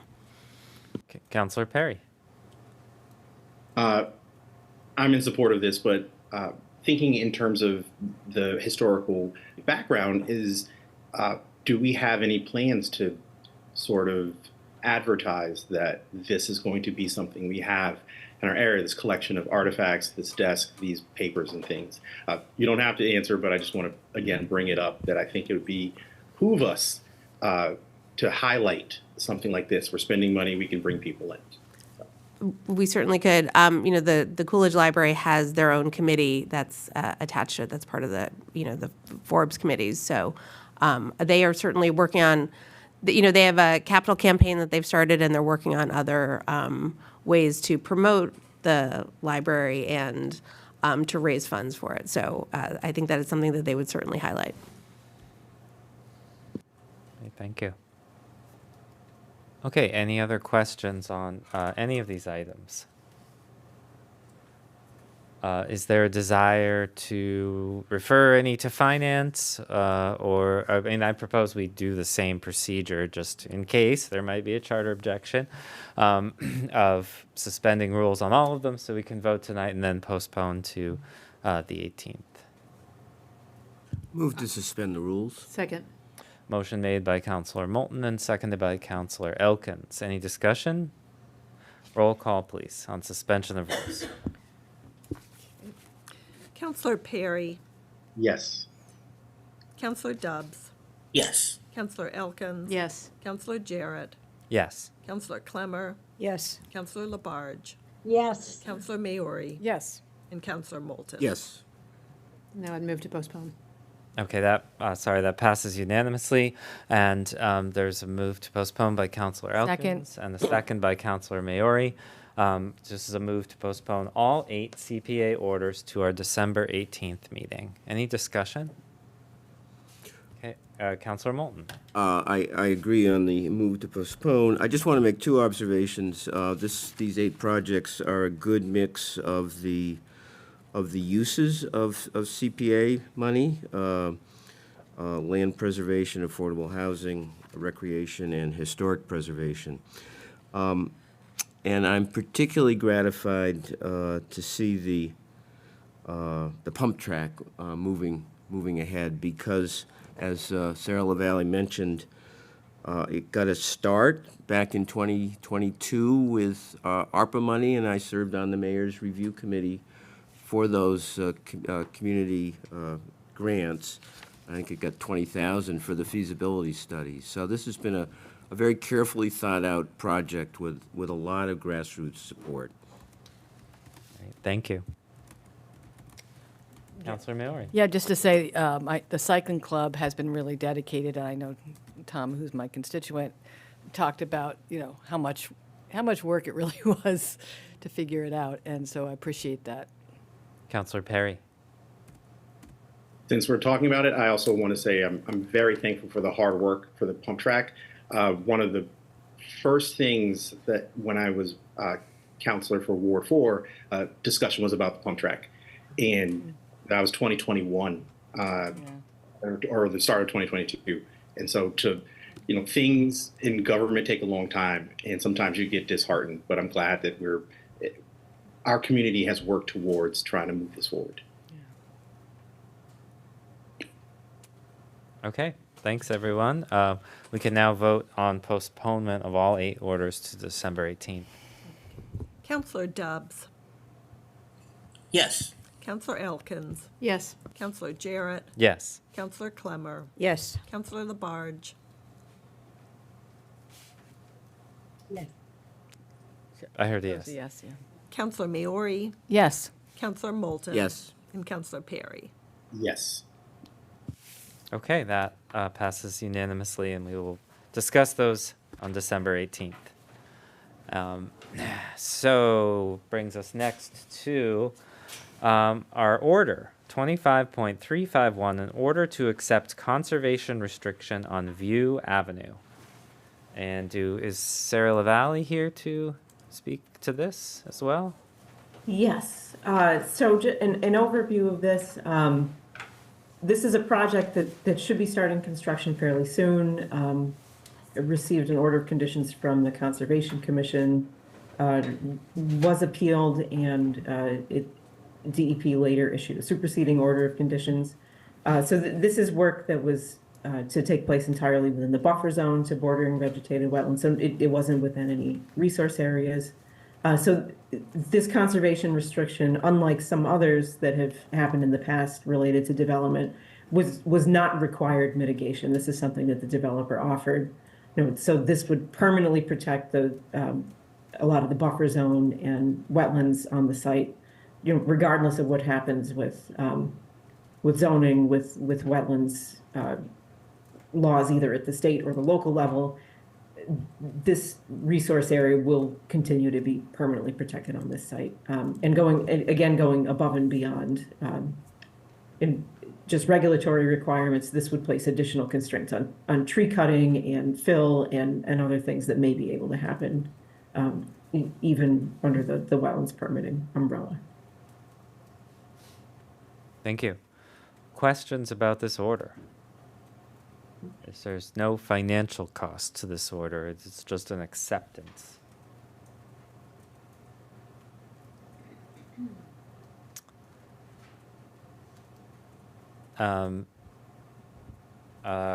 does the council want to go through the same procedure, or is there any interest in accepting this order tonight?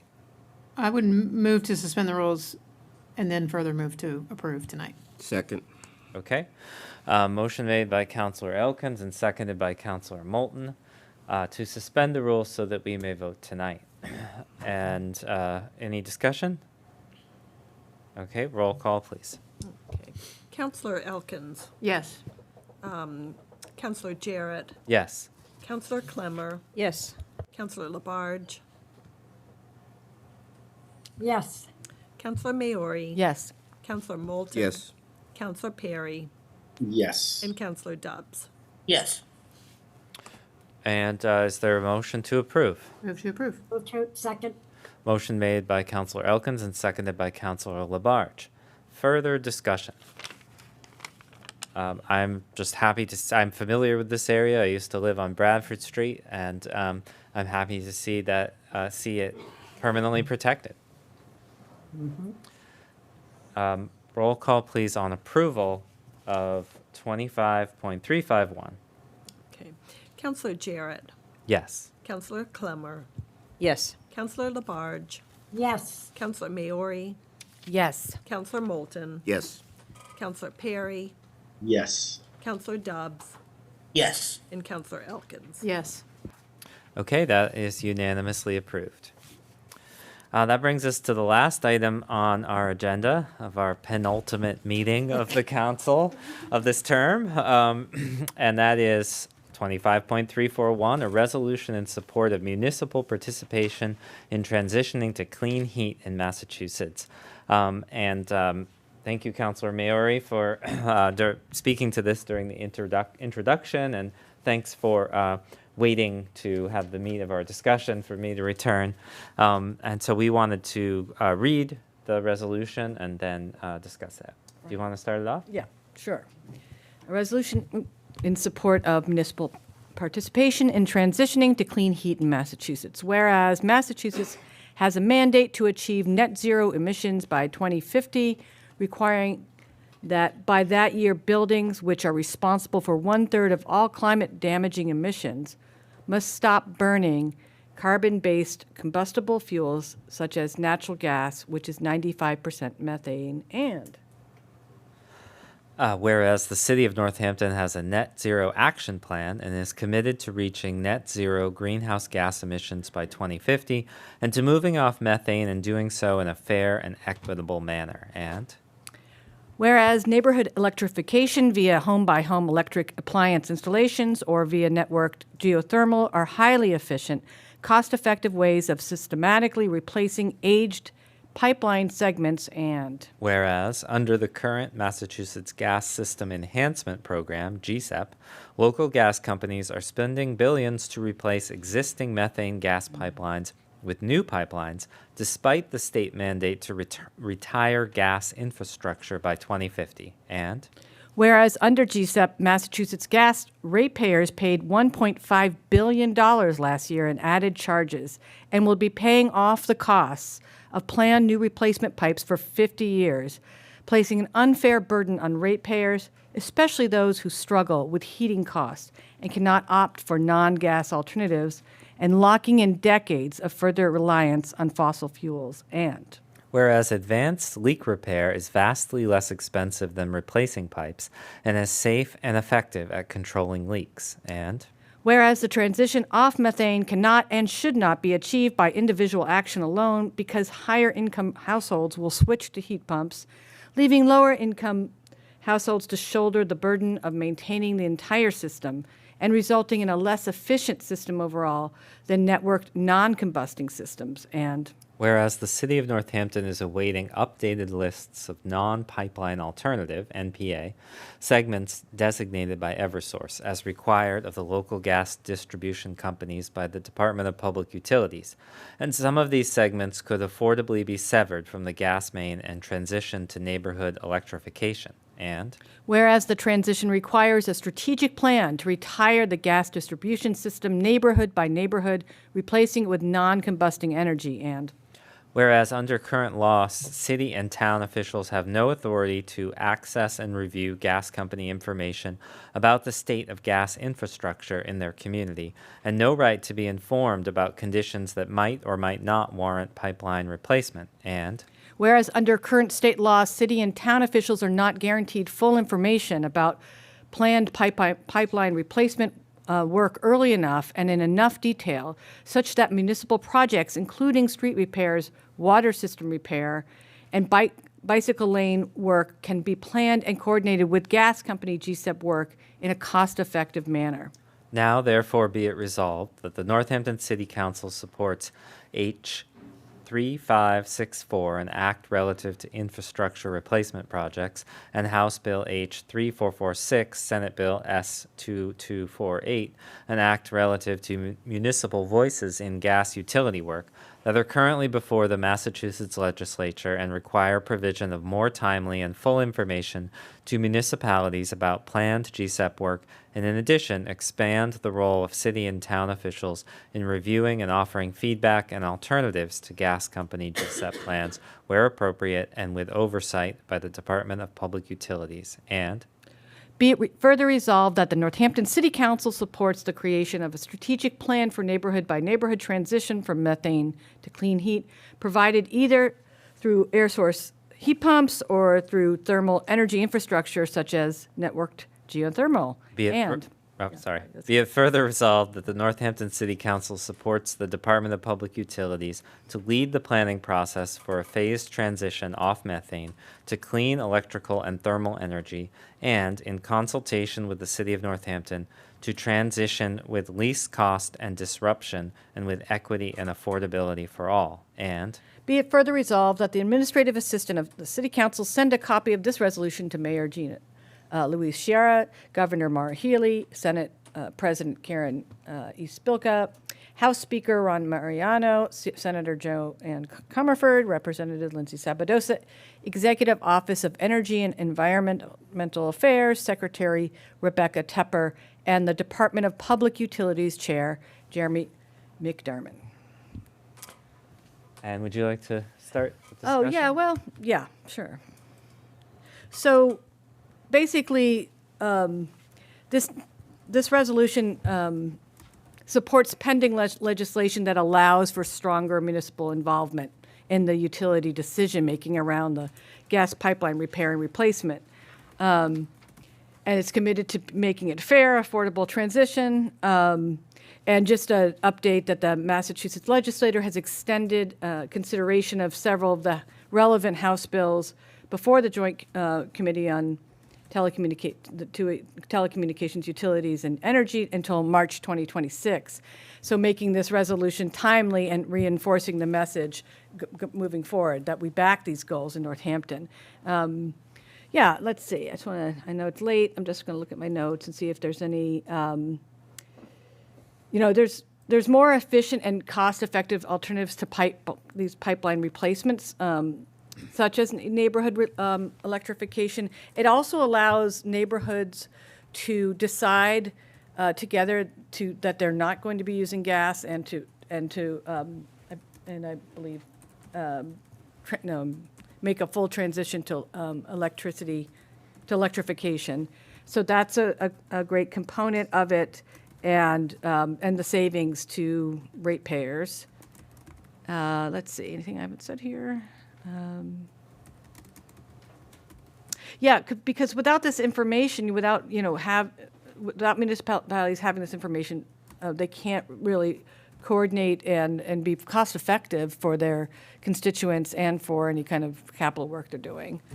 I might have forgotten a point, but maybe what do you think? Yeah, no, Counselor? I think you you covered.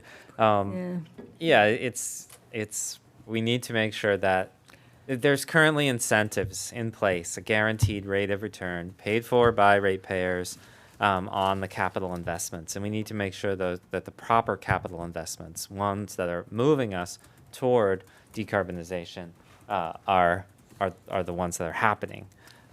So, that these bills would, they have to first conduct an analysis of whether the non gas pipe alternatives are feasible and cost effective, and then requires that transition to happen, and gradually increasing percentage have to be on either repairing or retiring gas infrastructure, or doing network geothermal, which is an exciting way, I think, for, like, we don't want to, I'm not advocating for putting companies out of business, rather understanding that they need to transition their business models. And something like network geothermal infrastructure is a way to retain that the same type of model, but with different energy sources.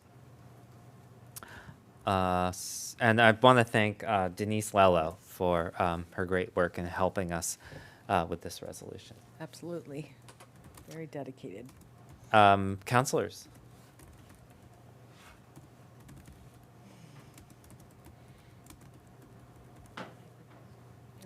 Councilor Perry, sorry. I try not to act too animated. I want to thank you for presenting this. And I just want to say that I'm in support of it. And I think the strongest part of the wording is talking about the creation of a strategic plan that goes neighborhood by neighborhood to deal with the transition. I think that's very important to look at the bigger picture. So thank you for including that. And I hope that we can move forward with this, and this will benefit everyone. Councilor Elkins. Yeah, I just want to thank the sponsors and also Denise, who always comes through with by bringing to our attention important and timely things. I will echo again what I've said before on resolutions like this, that resolutions that speak in support of state legislation, I think, is some of the most impactful use of resolution, our resolution power. So it's not really, I don't think power is the right word, but you know, council does a very limited number of things in terms of what we actually do and vote on, and resolution is one of them. And this is particularly effective when it can go toward the advocacy of legislation moving forward in Boston. And the other thing I would note, to echo Councilor Perry, is I feel like we are increasingly seeing a theme in our city planning and various things, what we saw with the leasing program and with other ways of looking at things holistically, meaning cost efficiency, meeting sustainability goals, and the more things that we can do to embrace big picture thinking, holistic, systemic thinking, that those are the things that really move the ball in regards to our goals toward efficiency and economic responsibility, as well as our sustainability goals. So it's a great resolution, it's great legislation, and I'm glad we're going to be putting something forward to support it. Thank you. Councilor Clemmer. Yeah, I just want to thank you both, and Denise as well, and the fact that the point you brought up about it, low-income people will bear most of the burden of the cost, and this will help them out more and equalize things for all of us here. And it's really important to think of the whole community and how it's affecting everybody, because people with more resources always have more choices, and others don't. So thank you for both for doing this. Councilor Moulton. Yes, thanks, sponsors and Denise. I would add only to what has already been said, that one of the things that popped off the page to me was the $1.5 billion that the gas system enhancement program cost ratepayers last year. So this is going to have an impact, not just on the infrastructure, but on ratepayers. So, Yeah, thank you. thank you. Point. I would entertain a motion to approve. Motion to approve. Second. All right. Motion made by Councilor Clemmer and seconded by Councilor Labarge. Any further discussion? Okay, thank you all. Roll call, please. Counselor Clemmer. Yes. Counselor Labarge. Yes. Counselor Maori. Yes. Counselor Moulton. Yes. Counselor Yes. Perry. Yes. Counselor Dubs. Yes. Counselor Elkins. Yes. And Counselor Jarrett. Yes. Okay, that passes unanimously. And thank you all. It's the last item on our agenda, but before we adjourn, since we're going to be scheduling a special meeting, I wanted to ask for availability for that meeting. I have two different times by looking at city calendar. Tuesday, the 9th at 3 p.m., 3 to 4 p.m. Looks open. And Wednesday, the 10th at 4:30 p.m. This would be a Zoom-only meeting. Counselor Dubs. Thanks. I would prefer the Tuesday if that's possible because I will be on an airplane on Wednesday, so I would not be able to attend on Wednesday. Okay. What was the time on Tuesday? 3 p.m., 3 to 4. Disability Commission is at 4. Oh, I was going to say NESC is canceled. I don't know if that was Okay. on Tuesday. But we it's still have the Disability disabilities, so- Commission, so I don't think Wait, it's at 3, you said? that's calendar. Disability Commission is at 4, so yeah. Okay. Right. Yep. Tuesday works better for me as well. Okay. Tuesday for me is better too. Counselor Labarge. Yeah, what days are we looking at, please? Tuesday, December 9th at 3 p.m. is currently the one that most people prefer. At what time? 3 p.m. Yep, the 9th is fine. The mayor. Hi. Do you anticipate needing me and Director Weil to be at that meeting? Director Weil, if possible. I know many of us had questions that we were unable to ask tonight. True. Okay. I wouldn't. You think? Okay. I may be able to be there if we can move something. But we'll check with Director Weil in the morning. And Director Weil usually would have a NESC meeting, but that just recently came off, so it was, Okay. although it would have been 4, but I'm guessing he's. Okay.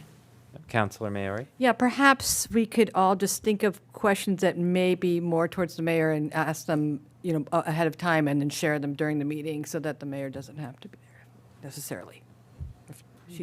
If she wants to be, but that way we've organized our questions ahead of time. And then I will be in transit. I'm happy just to say that, it'll be on Zoom for me and probably in a car. Well, the whole meeting is going to be on Zoom. Okay, yeah, just it's pick up and I can do it, but I just wanted to Okay. let you know that. Counselor Perry. Yes, so I could do it Zoom as well. Like Councilman Maori said, I have a site visit with a constituent at 3:45 that I'll try and move. But you might see me in the field, but I can self-available. How exciting. Okay. Any other input for our decision on the meeting time? It's fine with me.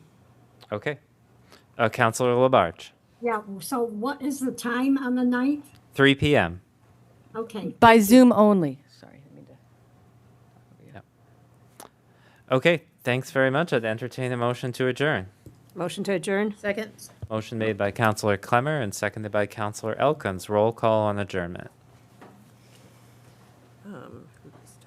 Let's see, Counselor Maori, Yes. Counselor Moulton. Yes.